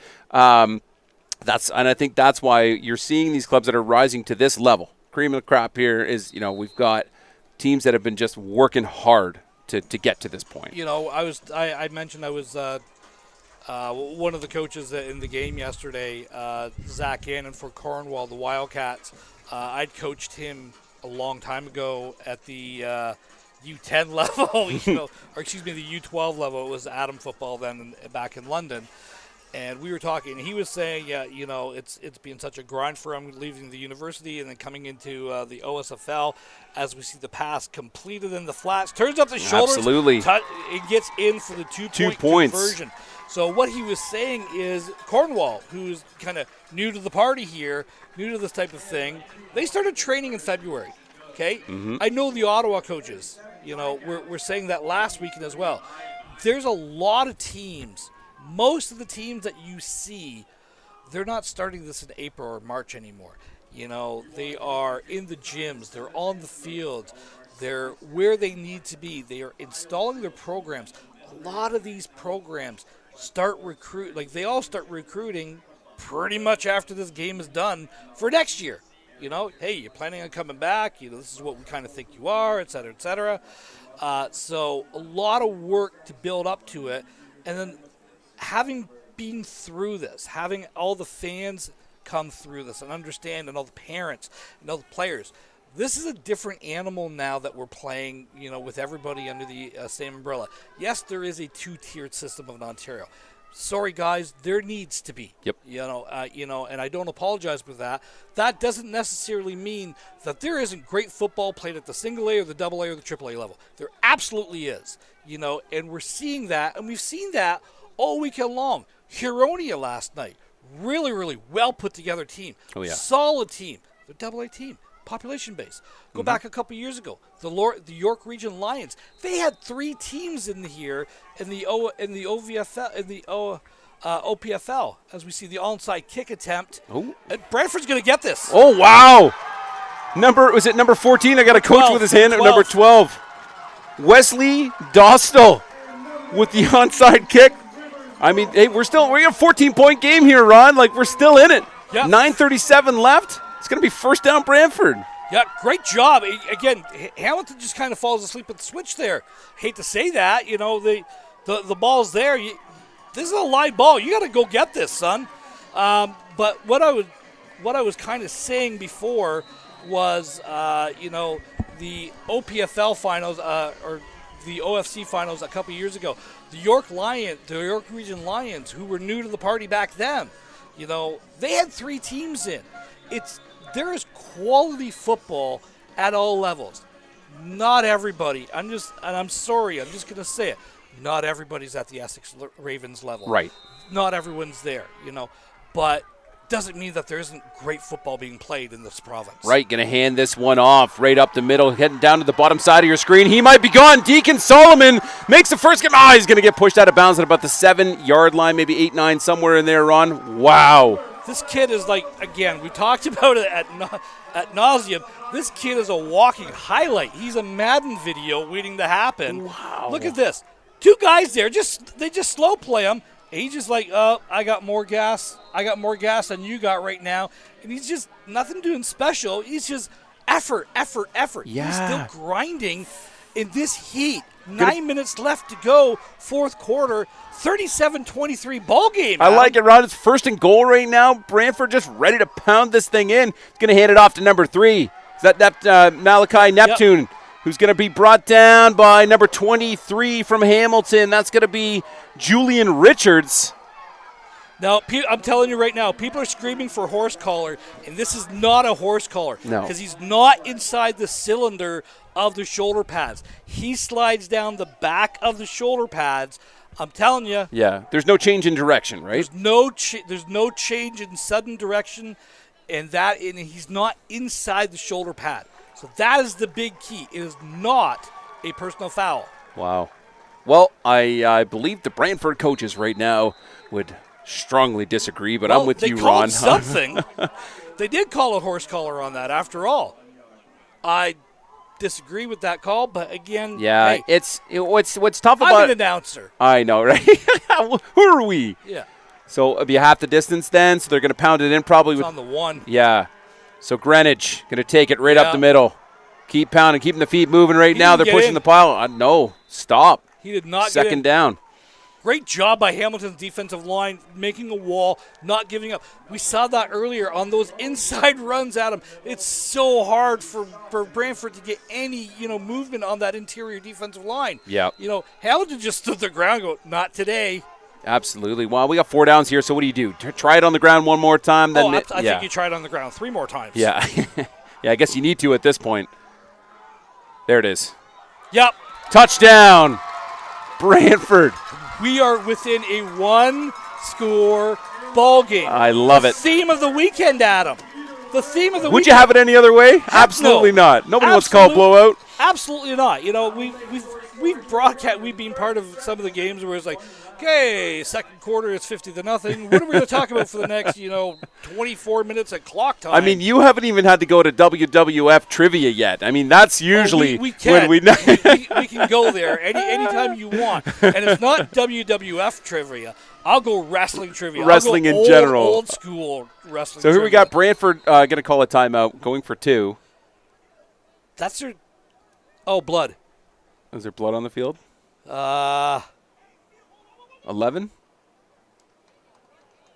That kid might have thrown up. He's holding his stomach. 14. That's Peter Wright. They're going to do an injury. That's the quarterback. That's the quarterback. So I wonder, we don't have the positions on here, but I'm assuming. Yeah, he has to come out 3 plays. He's not happy about that. All right, let's bring up. You know what? Hey, no. This is the right call by the officials. Player safety above everything else. 100%. Okay? I understand it's a big game. I understand it's a big moment. Player safety above everything else. I don't know why you're going for 2 anyway. You want to kick this extra point, make it a 1-score game. You know, I don't understand that decision leading up to it. Even if you miss it, you're still within a 1-score game. 100%. But, if you don't get that 2-point conversion, momentum is the key on this. Well, we're going to find out who the Johnny Moxon is in true Varsity Blues form here, Ron. Love that reference. Love that reference. I was going to say, unless they'll have to get the onside kick and then wait 3 plays, but extra point is good. And Wow. Brantford sees his momentum back from Hamilton in the 3rd quarter, and in the 4th quarter, 7:36 left to go in the game. 37 Ticats, 30 for the Bison. Highest scoring game of the weekend. Absolutely. June 4th was week 3 of the OSFL regular season. We saw Bisons playing Hamilton. Bisons won that game 37-30. So, I mean, same score flipped right now, Ron. And we still have 7.5 minutes to play, which is awesome. Now, is this the coach from the other team walking across to talk to? Where? Oh, okay. No, I thought this gentleman here in the gray was really a coach from Hamilton that walked across the field. Yeah, that'd be a new one. That would be a new one. There's been words exchanged in the handshake line before that I've witnessed. Those under the breath words that I have quote unquote witnessed. Been a part of. Perhaps. Wow. I refuse to comment on the grounds that may incriminate. There you go. So clearly an onside kick coming here right now, right? So clearly. Do you know what? No, actually, at this point, I want to kick it deep. You've got the wind at your back. You've got all the momentum. Kick the ball deep, play the field position game. You know you're getting at least 1 more possession. Yeah. Your quarterback's also sitting on the bench. He needs to be out for 3 plays. True. Okay? Extra point does not count as a play. Right. Kickoff is 1. Like you got to kick this ball deep to give your quarterback the 3 plays that you need. Okay, so this one's going to be picked up by number 17, who's the kicker for Hamilton. And that's Reno Caleri. He's going to bust out wide right now, make a first man miss. Last line of defense, number 2 from Brantford. We've got a couple guys closing in. Boom. Okay, so they're going to field it all the way back to the 21 or the 20, you think they gave? Yeah, and a flag late on that one, Ron. This is on Brantford for taunting afterwards. Because after he got hit, he stood over him and did the flex and everything else. Can't do that, kids. You can't do that. That's unfortunate. It was a good play, big hustle play. Not even going to identify the player, but this is definitely unsportsmanlike conduct. This flag is going up, and it's going to be first down for the Ticats. Every time, Brantford kind of gets back in this game, Hamilton just kind of answers. Yeah, it's and you can't have this late stuff. And the training staff are on the field right now looking after a guy right now. So this is getting down to it, though. But that's not the direction we need to be going right now, Ron. No, and that's, like I said, it's unfortunately, and we don't want to see that. But again, we were talking about, some of the things that we'd witnessed over the course of the weekend. Yep. Really, the development of, I've been at this game for anyone who really knows me. I've been coaching for 25 years locally and provincially with the Falcons and the Thunderbirds and London Minor. I'm a former president of London Minor, and now Junior Mustangs as well. So I've seen a lot of things over the time. The biggest thing that I've seen is the understanding of the Canadian game. You're right. It's not toss right. It's not toss left anymore. You're seeing more and more often, the 3, 4, 5 wide look, the spread look, the video game look, but people are still running power on this. Oh, yeah. It's still old school football. At the end of the day, when, as we see Timeout Hamilton, it's still football. Yep. And if you can't run the ball in the Canadian game, you're going to be in for a world of hurt, especially when it comes to the 3-down game, which you're going to see at 4:30 and 7 o'clock tonight. Both those teams at the junior varsity level and the varsity level for Essex, for London, they like to run the ball. And not only that, as we're about to see in the next game, teams like to play defense. Oh, yeah. And it's an old school philosophy, and it's an old saying that is so true. Offense will sell you all the tickets in the world, but a defense is going to win you a championship. Yeah, and I think we've been seeing that all weekend, Ron. It's who's been able to make that stand last second. But the development and the play of the quarterbacks across the province at these AA sites, at these single A sites, at the AAA sites, at all these different sites, it's night and day to what it was 25 years ago. Well, under center, a little bit of motion in the backfield. We're going to hand this one off to Vacalera right up the middle, who's going to get about 5-6 yards. Bringing up 2nd down. Hamilton, you just want to do this again. You want to run basically the same play, if you have to, 7 more times to get in. Yeah. You're just, because at this point you're taking clock. You're 1 score, you score again. It's a 2-score game again. You can play track meet all you want at this point. If you have a 2-point lead, 2-score lead, we're going to see literally the exact same play again. Fullback dive. Yeah.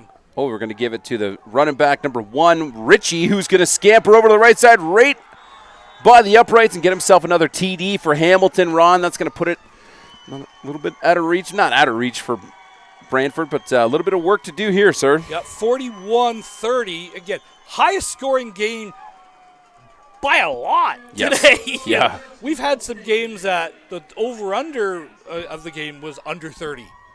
I think we had a 16-12 game at one point this weekend. I can't remember all the scores. How long was that game this morning? Like 9-1 or something like that. Until the third quarter. Yeah. It was 9-1, and it was like, okay, as the extra point is good. Good there. So 6:18 left to go, fourth quarter. 43, or is it supposed to be? It's 40. Okay. Yeah, 44-30. 44-30, 2-score game. I hate to say it's the same philosophy. Get the ball in your playmaker's hand and let them make a play and hopefully get some chunk yards. If you're Hamilton, just make them chew time. Yeah. Time is on your side. That's the key right now. Yeah. If I'm Brantford right now, I'm giving the ball to Neptune, Solomon, and Greenwich in that rotation over and over and over again. I'm faking the sweep to Neptune, and I'm getting the ball out to the flats to Solomon and let him try to go one-on-one. Or, you know what? Forget it. Just go run past everybody. I'll let my quarterback, who threw a 45-yard touchdown pass earlier today, just throw it into your hands and drop it in the bucket. So, a lot of different options, a lot of different weapons out there.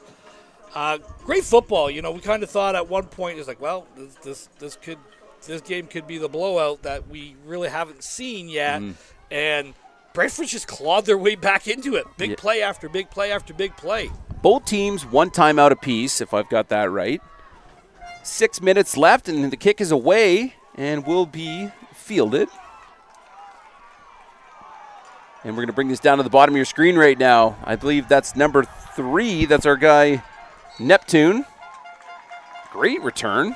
Brings it up basically about the 55. Yeah, number 3 on the return, Neptune, coming back on just a good return, wheeling around, trying to get some depth, trying to get up there, as we see some of the AAA Bantam teams warming up over in the background there. Guys, stick around for this next game. The Ottawa Myers Riders and the Burlington Stampeders. And it will be a physical game on a hot day. That kickoff comes at 2:30 today. Okay, Wright. Oh, almost picked off. Wright was looking for number 22, Diego DeComsey. But man, was that almost picked off, Ron. Yeah, that was dangerous. He shoots it right away. We saw one of those taken back yesterday for a pick 6. The defensive lineman dreams, throws up and hits him in the hands, and he's off to the races. This was literally the same type of thing. This time, unfortunately, just not quite able to squeeze it. Absolutely. So here we go. 2nd and 10 from the 55 here, Ron. 5:21 left. The clock's winding down on this game. 3 in the field, 2 to the boundary.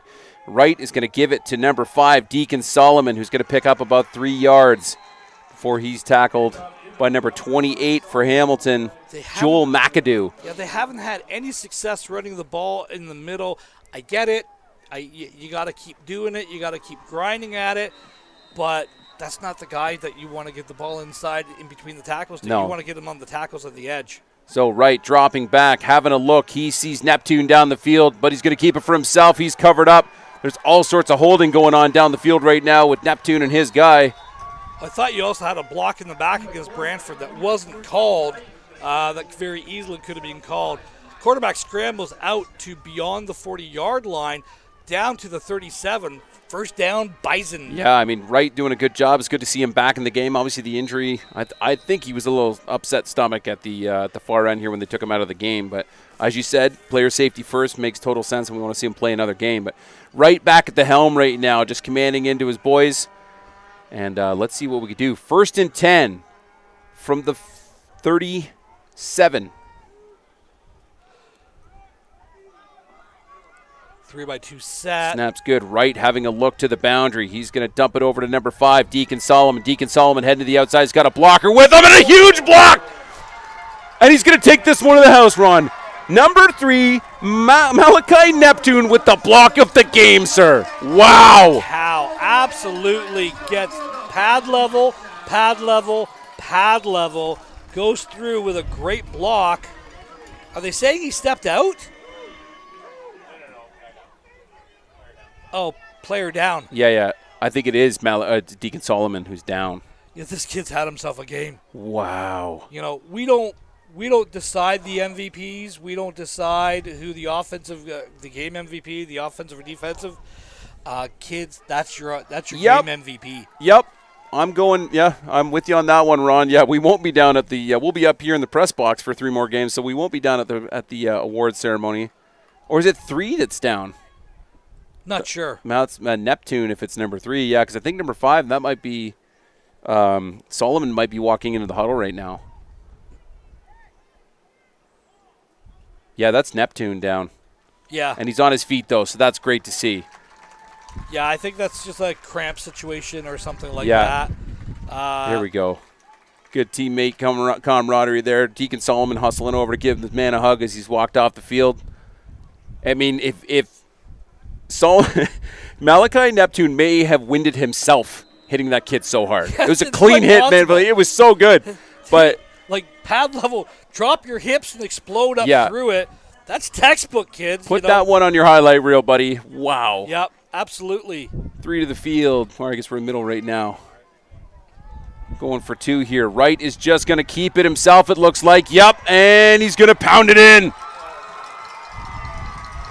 2 points are good, Ron. Did they call it good? I haven't seen them signal that it was good. He landed on the white. They're marking this short. Did they act? I don't know. I'm watching the replay here. Did he fumble at the cross? Maybe. Well, I have not seen an indication whether. Well, they put it on the board. Yeah, that and $1 gives me a coffee.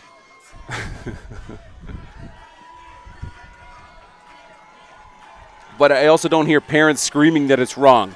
And if there's anything, that's true. If I've learned from this weekend, if it was not on there, that these group of lovely folks from Brantford in front of us would be calmly yet assertively letting us know that something was wrong, despite us not touching the score clock. Ron. Yeah, it'd be a lynching. It'd be a lynching. It'd be a lynching. All right, so there would be, scarecrows and pitchforks and torches and. Holy. So, ladies and gentlemen, we got 4 minutes, 6 seconds left. 44-38 for Hamilton. Okay? And I don't know. Do we see an onside kick now, Ron? Yeah, I think you have to. I mean, let's be realistic. Your defense has given up 44 points. How much faith do you yeah, have in your defense? we're in a 47, and they really haven't adjusted. They're a little heavier up to the 4-man side. They got one too many right now. No, they got 12. 1, 2, 3, 4, 5, 6, 7. No, yeah, it's 12. Yeah, you're right. They had 11.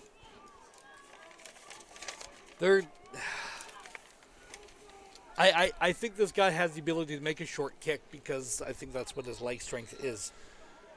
So, intentional or not, I think this ball is going to be dropping right around the 50-yard line. Oh, get going. Big number bounce. 32 just flying in. Get that ball. Brantford has the ball. Does 32 have that ball? Brantford has Greenwich ball. First down. Wow. Holy Woo-wee. cow. Big man number 32. The big man coming, Jamario. and this time taketh the ball away. Wow. What a motor on this. He was flying. Look at him here on the replay. Jamario. He's Greenwich. coming. Flying in. He's coming. 20 can't get it right. Boom. Right on it. I have news for you. That returner didn't want anything to do with that return at that moment because he was about to get lit up like a tree. Well, guess what? Game on. 44-38. This has been, what we thought was potentially is like, this game could get ugly. This is Pete Turner. Here we go. Deacon Solomon, handoff, heading to the top side of your screen right now. Gets the edge, and he's gone. This is a touchdown. This is a touchdown right now, Ron. Touchdown, Brantford, in their 10th drive of the game. Flag. Oh, no. Of course. Up top? No. Down at the bottom about the 2-yard line. So this is usually where there's a hold downfield. Where's our white hat referee coming in? I'm looking for him. Yeah, right by the uprights. He's talking to Hamilton. No. Unsportsmanlike Brantford. Is it unsportsmanlike? Way behind his butt. Okay. Unless you're going to come out and... Okay, so they'll march it back 15 from the point of the foul? Well, we're going for 2, so make the... to a point where you can't. So touchdown's good. Deacon Solomon. Or was it before? This might be first down. Oh, right, because they're at the 15. It was. Okay, so they're going for one. Okay, so unsportsmanlike. Unsportsmanlike conduct against Brantford. Touchdown is good. Wow. All right, parents, this is when you're allowed to cheer. I think all the parents are confused. So 44-44, going for 1 right now, Ron. Because don't nobody want to go into overtime. Stop that now. Stop that now. There's still 2 more scores in this game. All day, yeah. We got a timeout each. The parents from Brantford are electrified for very, very obvious reasons. The hold is good. The kick is good. Extra point is good. Wow. 45. So what, in the last, what was it, about 6:20 when we said it was like 14 points down? Oh, it was 20 points down at one point. There were 3 scores down. Wow. So, I mean, yeah, if we look at the 4th right now, Hamilton carried over on their 7th drive. Touchdown from number 3.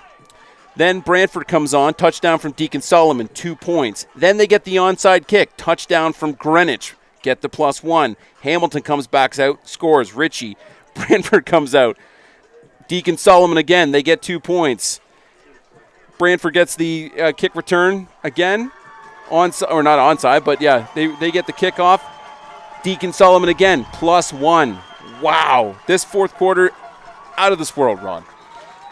Brantford has outscored them probably in the last 7 minutes of clock play, 3 scores to 1. Yes, you're exactly right. 4 scores to 1. 4 scores to 1. Yep. So yeah, this was a 3. This was at one point 22, and we're going. This could be, early in the third quarter, it was a 22. Yeah. Point game. Okay, check that. It was 4-2 touchdowns, so 2-1. But still, it was, and it's like now all of a sudden it's like, oh, okay. So, wow, we got a ball game, Ron.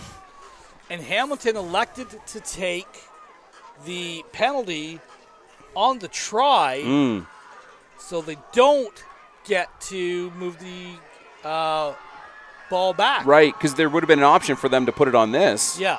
Rather than the PAT. Onside attempt. It's going to be fielded by number 1, Ritchie, who almost looked like he had a lane there. He might.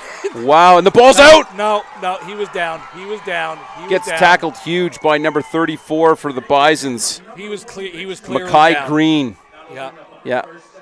Great effort from Mackay there, guys. So first down. Hamilton, 3:35, 1 timeout. 2 touchdowns in the fourth quarter already. Can they pound another one in, Ron? Plenty of time. Well, yeah. It's like I kind of joking to you is that there's still 2 more games in this game. There might be 3. There might be 4 because it's just bang, bang, bang. Brantford has proven in this fourth quarter that they are not giving up, and you haven't got an end here. You got Jet procedure. to 20. Is there a flag on the ground yet? Yes, there is. So number 20 from Hamilton can't make anything of it. Gets about 2 yards, and that is Marco Moravic, but we've got a flag. Yeah, you've got no end lined up on the right-hand side. As you can see, the receiver is still walking to the line of scrimmage. He wasn't set there. Procedure. So it's Hamilton, procedure. yeah. We're going to move it back 5 yards and redo first down. Wow, you know what? This is one of the biggest crowds we've had today so far. I'm assuming as the day progresses here, Ron, it's just going to get busier and busier. I'm sure there's 8 or 9 buses alone coming from Essex for all those games. A lot of brothers playing on both teams. Yeah, there's going to be some crowds coming here later on into the day. Guys, if you're coming here, make sure you stop off at 7-Eleven and the Subway at the top of the hill here. They've done a great job of helping sponsor the volunteers who have worked countless and countless of hours to bring you these broadcasts and this event as well. So hats off to all of those people. Absolutely. Here we go. 20 on that sweep again, taking it to the top side of your screen. Gets it to the first marker. He's going to get about 5, 10. He's going to break, and he's out of bounds at around the 30. This game has developed a little bit of chippiness to it in the fourth quarter as well. Yes. It's kind of like, it feels kind of Correlation edgy. to the score getting a little closer, Ron, Yeah, you think? Right? yeah. This is an edgy type of game. It's going to be really close, if not definitely. Yeah, it's enough for a Hamilton first down. Absolutely. We are at the 3-minute warning. Moravic having a nice little run there for sure. I mean, imagine they go to him a couple more times here. And is this a player down? Yeah. Brantford with a guy down. Looks like number 70 maybe. Not sure. I can't quite pick up the number here. D lineman. Fans, make sure you come back in and join us for the AAA Bantam game kicking off at, is it 2:30, Adam? It is at 2 o'clock. 2 o'clock. Yep. So this will be the first of the OSFL Cup games. So it's in 10 minutes. All right. Well, so it'll probably get delayed. Yeah. We saw that happen a couple times last night. Certainly amazing football being played this weekend. Obviously, we had our regional cup games. They've all wrapped up. We had the Sandy Roxtall Cup games that have all been wrapped up essentially at this point. And then this is the last of the KJ Kenemy Memorial Cup, which Ron, obviously KJ, a great and dear friend to us. And we lost him recently, but you know as well as I do, that he'd have been burning the batteries out in his scooter this weekend, and it had 3 or 4 different batteries going and ripping around. And anybody who ever had a chance to meet KJ, I've never met anybody who loves football more. You're a close second, Ron.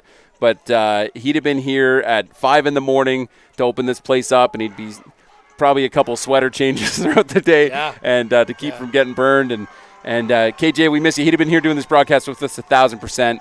And we're here to honor him, and this is the last KJ Kennedy Memorial Cup game. And here comes Hamilton with the big man, number 33, up the middle. He's going to break it out to the outside, the bottom of your screen. He's going to make a couple guys miss here, and he's got it. Fall down. Touchdown, Bacalera. I was saying fall down because you want clock. Clock. You know, I wasn't kidding when I said there's still 2 more scores in this game. You know, there's going to have to be for Brantford to come back again. And I wouldn't be surprised to see if there's a third score. Yeah, so what's the play here? Maybe run a bunch of 5-yard plays just to burn the clock right down, maybe force them to take a timeout. Yeah, that's kind of what I was thinking. That's why I'm like at the 10-yard line, it's like, forget it. Fall down. Just go down. You got the first down. Chew clock. You want clock. Well, Coach Ron suggests, I wish we had a little bubble we could put on the screen for that, Ron. We should do that in the future. Coach Snyder would be absolutely losing his mind right now. More clock. Put the ball in the end zone. No kidding. Here we go, going for 2. And we're going to give it back to, oh, no, Sousa Diaz just calling his own. Great play fake. Wow. So forcing Brantford to come back out. 52-45. Wow. Yeah.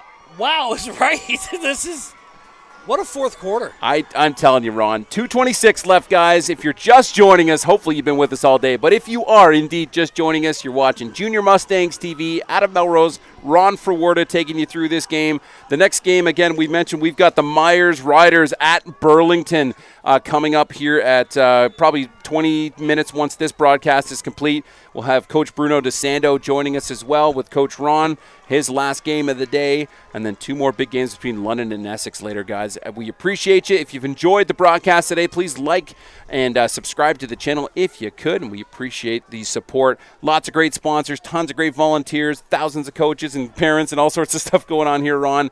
And one of the most exciting high-scoring games of the day. If not, it is the highest-scoring game of the tournament so far, or the weekend so far. Yeah. I'm going to just throw something out there. You know, neither defense has really been able to stop the other one much in the second half.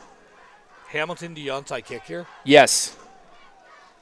Then you can come and burn. Look at, oh my goodness, look at the gap. Yeah. You see it? Well, yeah. And that is Brantford's last timeout. Wow. Okay. I don't know, man. I'm telling you, I see where I'm kicking it. And I'm not going to say anything, but it's going short, and it's going to be dropped at somebody's feet.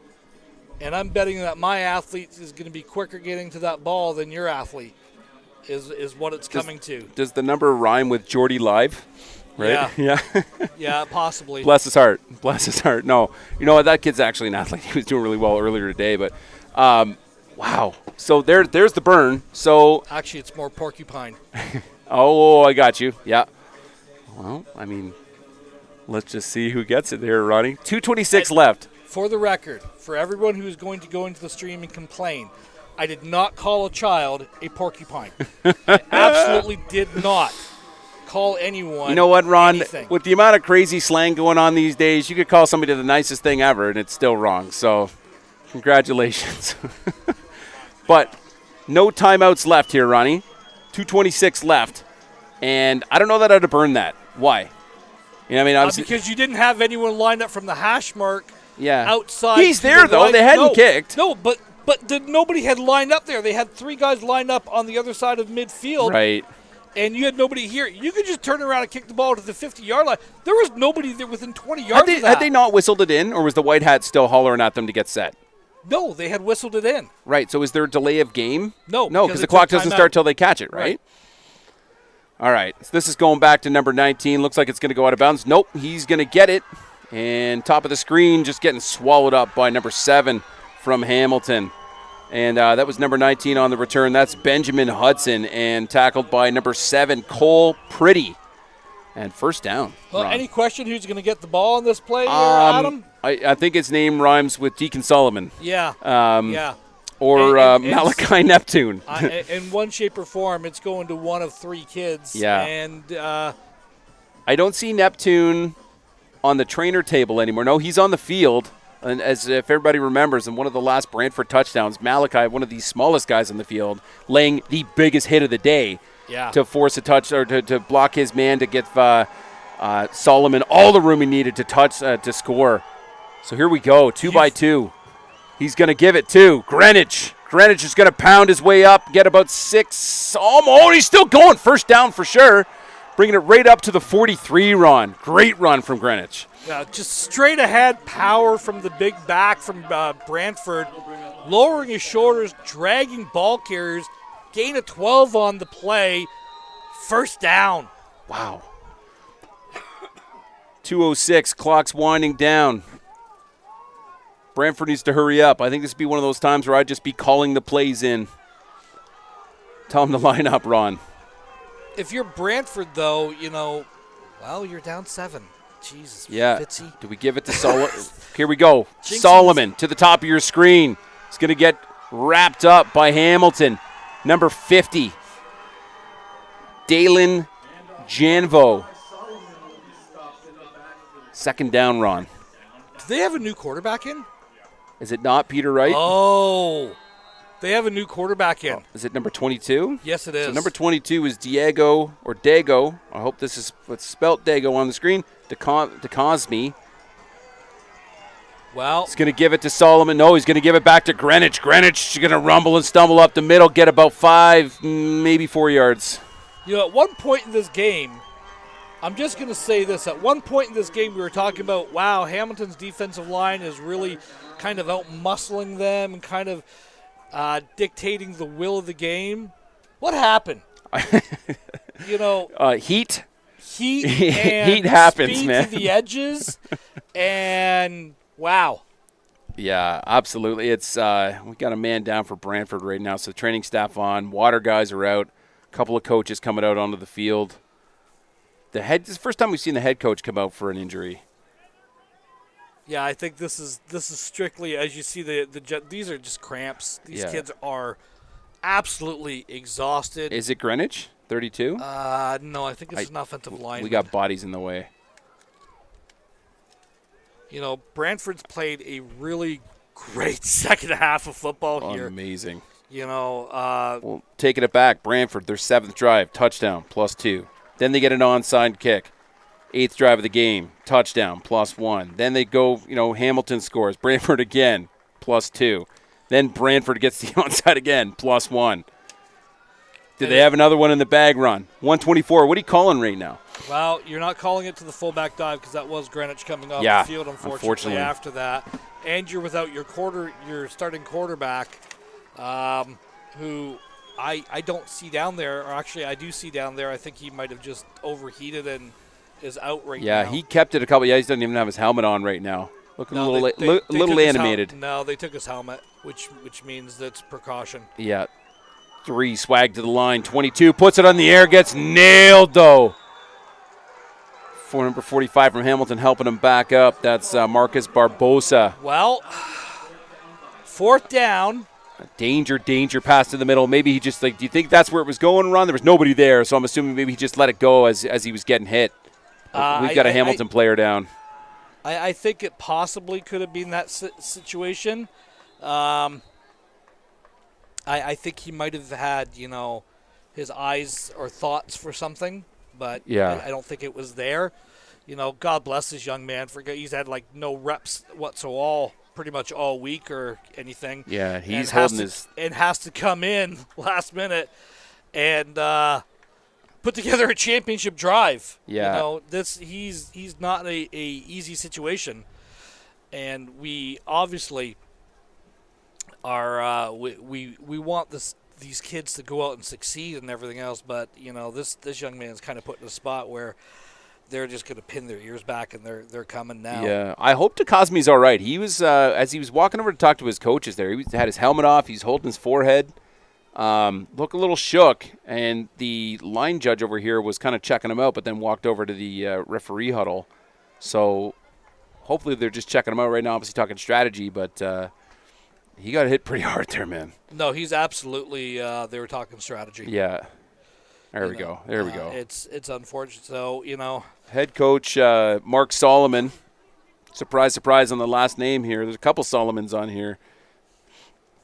That giving his boy to Cosme a few words of inspiration here, Ron. And 33. He's had himself a whale of a game on the defense side of the ball. We've called his name a number of times as well. Or called his number. We didn't have 33 is playing both ways, right? Yeah. Vaccarella. Yeah. Had himself a day. A couple of touchdowns. Here we go, Ron. 2x2 again. You've got a jet sweep or the swing here to number 3. This is all you got. Yep. Or Mr. Solomon goes back to work. And it's going to get – he's pushing. Maybe no, sir, almost. He's going to be short. He's going to be about a yard short. No, they're saying Hamilton first down. Not enough, and he's down.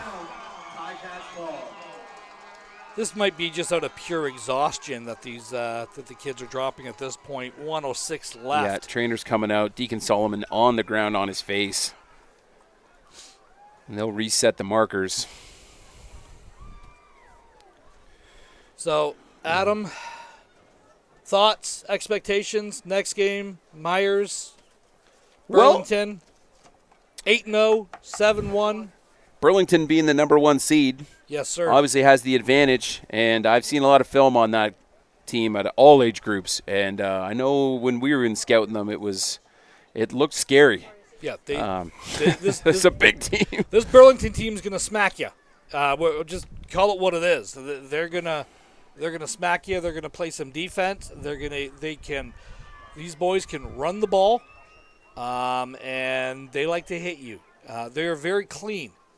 I'm not suggesting that they are a dirty team at all. No, they are a hard-hitting team, and they enjoy doling out the punishment, so to speak, on the other teams. I don't know a lot about Myers Riders at the bantam level, I'll be honest. Yeah. I haven't seen a lot about them. Or heard a lot about them. I know they were the number 1 seed coming out of the north. 7-1, probably the number 2 team in the province. You've got number 1 versus number 2, pretty much across the board. I will say that. Absolutely. As we get set up here, a couple quick shout outs to people's in the chat. Again, big shout out to Teresa Guamet, Kira Wickert, 38 Vane, and Knock Glocks have been with us in the chat all day. We're going to have this handed off. Little run up the middle here. Ron's going to get about 4 or 5, bringing up second down. Yeah, actually, they're going to give him 6 yards on just a straight-ahead carry here. 1:02 left. Just gain of 5. Just a really great game overall here. It got interesting in the fourth quarter, to say the least, and it's what we thought was the quickest game in the history of mankind. Before this one, this has turned out to be one of the longer games, but that's not a bad thing, as we just see the wedge play again, thrown down for a quick, short little gain of maybe a half yard. That's going to bring up a 3rd and 4. They're just trying to get to – all they need is a first down here. Yeah, absolutely. Brantford's got no timeouts left. No timeouts. Praying for something to fall out of somebody's hands at this point. They need the same gift. Timeout? How? I don't even know how that's possible. They're out. Do they get 3 timeouts at this age level? Hamilton called it? Why would Hamilton call the timeout? Well, I think it's just 2 at all levels. So it would have had to have been them, or somebody was sweating on their notebook out there on the field and wasn't able to get that right. Again, if you're just joining us, guys, for the last 42 seconds of this game, Adam Melrose and Ron Ferwerda with you. This has been the highest scoring game of the weekend, currently 52-45 for Hamilton.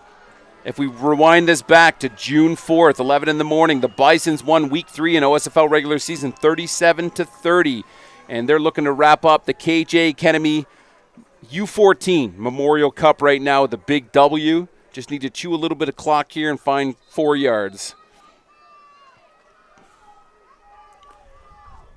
And Sousa Diaz going to keep it himself. He's absolutely going to get the first down and get out of bounds. Just fall down in the 40, and the game's over. Yep. I get it. Now you can knee it out. There's nothing you can do. Sexy's playing football coming up perhaps here. And we got another guy down right now. D lineman. I think it was number 37. Nope, they don't have a 37. So we're getting to the next game. If you're joining us early on the stream, we would imagine it's going to be at least a 15-minute delay in between the games for the referees to take a break because some of the official crews work back-to-back games. True. Either on sticks or on field, so they need 15 minutes in between. As soon as when we are notified of the start time, we will let you know ASAP. Again, thank you very much for joining us. If you're new to the station, my name is Ron Ferwerda. I'm joined by my co-host for this game, Adam Melrose, who has been doing all the heavy lifting in this game. Next game up, I'm going to be joined by Coach Bruno DeSando. And, just really great weekend of football. If you like what you see, you like what you hear, hit the subscribe button, hit the like. The more subscribers we get, the more opportunities we have to share with you great local and provincial football like this. We are with the Junior Mustangs Football Organization, and we're streaming a game between the Brantford Bisons and the Hamilton Junior Ticats. We're talking about a game with Burlington and Ottawa. Right. We just love football. We love the sport, and where else would you want us to be but right here? So you know what? Show us a little love. Hit the subscribe button and give Coach Adam a like. Absolutely. And I know there's been a lot of questions surrounding the Friday night games between Waterloo and Forest City and Chatham and Guelph. Those streams are still alive. They were just taken down because, you know what, Ron? We were partying way too hard here at Alumni Stadium. The music was too loud, and if anybody knows anything about copyright law, YouTube shut those down, but we're going to fix those so that all of the Guelph and Waterloo and Forest City fans and Chatham fans will be able to go back and watch their games. Look for those probably Monday by the time I get around to fixing those, but we have those games. Just a reminder, they'll be up. Let your friends know. And feel free, there's the cut feature on all the videos as well. If you want to go and make a highlight reel out of any of this, please do. Just give us a little bit of love in the comments. And there's the first knee, Ron, taking it down to 19.1. So you're going to get one more play after this, and that's the ball game. What turned out to be a fantastic football game here as we see on the far side of the field the Myers Riders arriving on the field. You can feel the tension in the stadium right now. You just feel I'm going to throw an old Dusty Rhodes quote at you. Business is about to pick up. Absolutely. And congratulations to the Hamilton Junior Tiger Cats. Big win for them, 52-45, Ron. A huge, well-fought game. If we roll it back real quick, first quarter, Rouge from Brantford. Then Hamilton coming out, number 20 with the +1. Then we get into the second half. We get a Rouge again from Hamilton. Touchdown from number 33 for Hamilton. Then Brantford comes back, number 25, Mr. Griffin scores. We get a touchdown on the kickoff reception. Number 20 in the third. All sorts of scoring again. And the fourth, 4-2 touchdowns, right? So fantastic game for Brantford and Hamilton. Congratulations to the Tiger Cats. Ron, final thoughts on the game before we put this into break and get ready for the next broadcast. This was a well-played game by both teams. At the end of the day, they keep score for a reason so they can determine a winner and they can determine who lost the game. There's not any losers on this field today. So I want these kids to feel proud about their accomplishments, understand that they played a great football game, and that is recognized by all of us here. It has been a fantastic day. We've had the regional cups. The KJ Kennedy Cup has just finished up. Coach Melrose, business is about to pick up. AAA time coming up in probably about 15 or 20 minutes. the Ottawa Myers Riders versus the Burlington Stampeders. For Coach Melrose, I'm Ron Forwarda. See ya after a short break.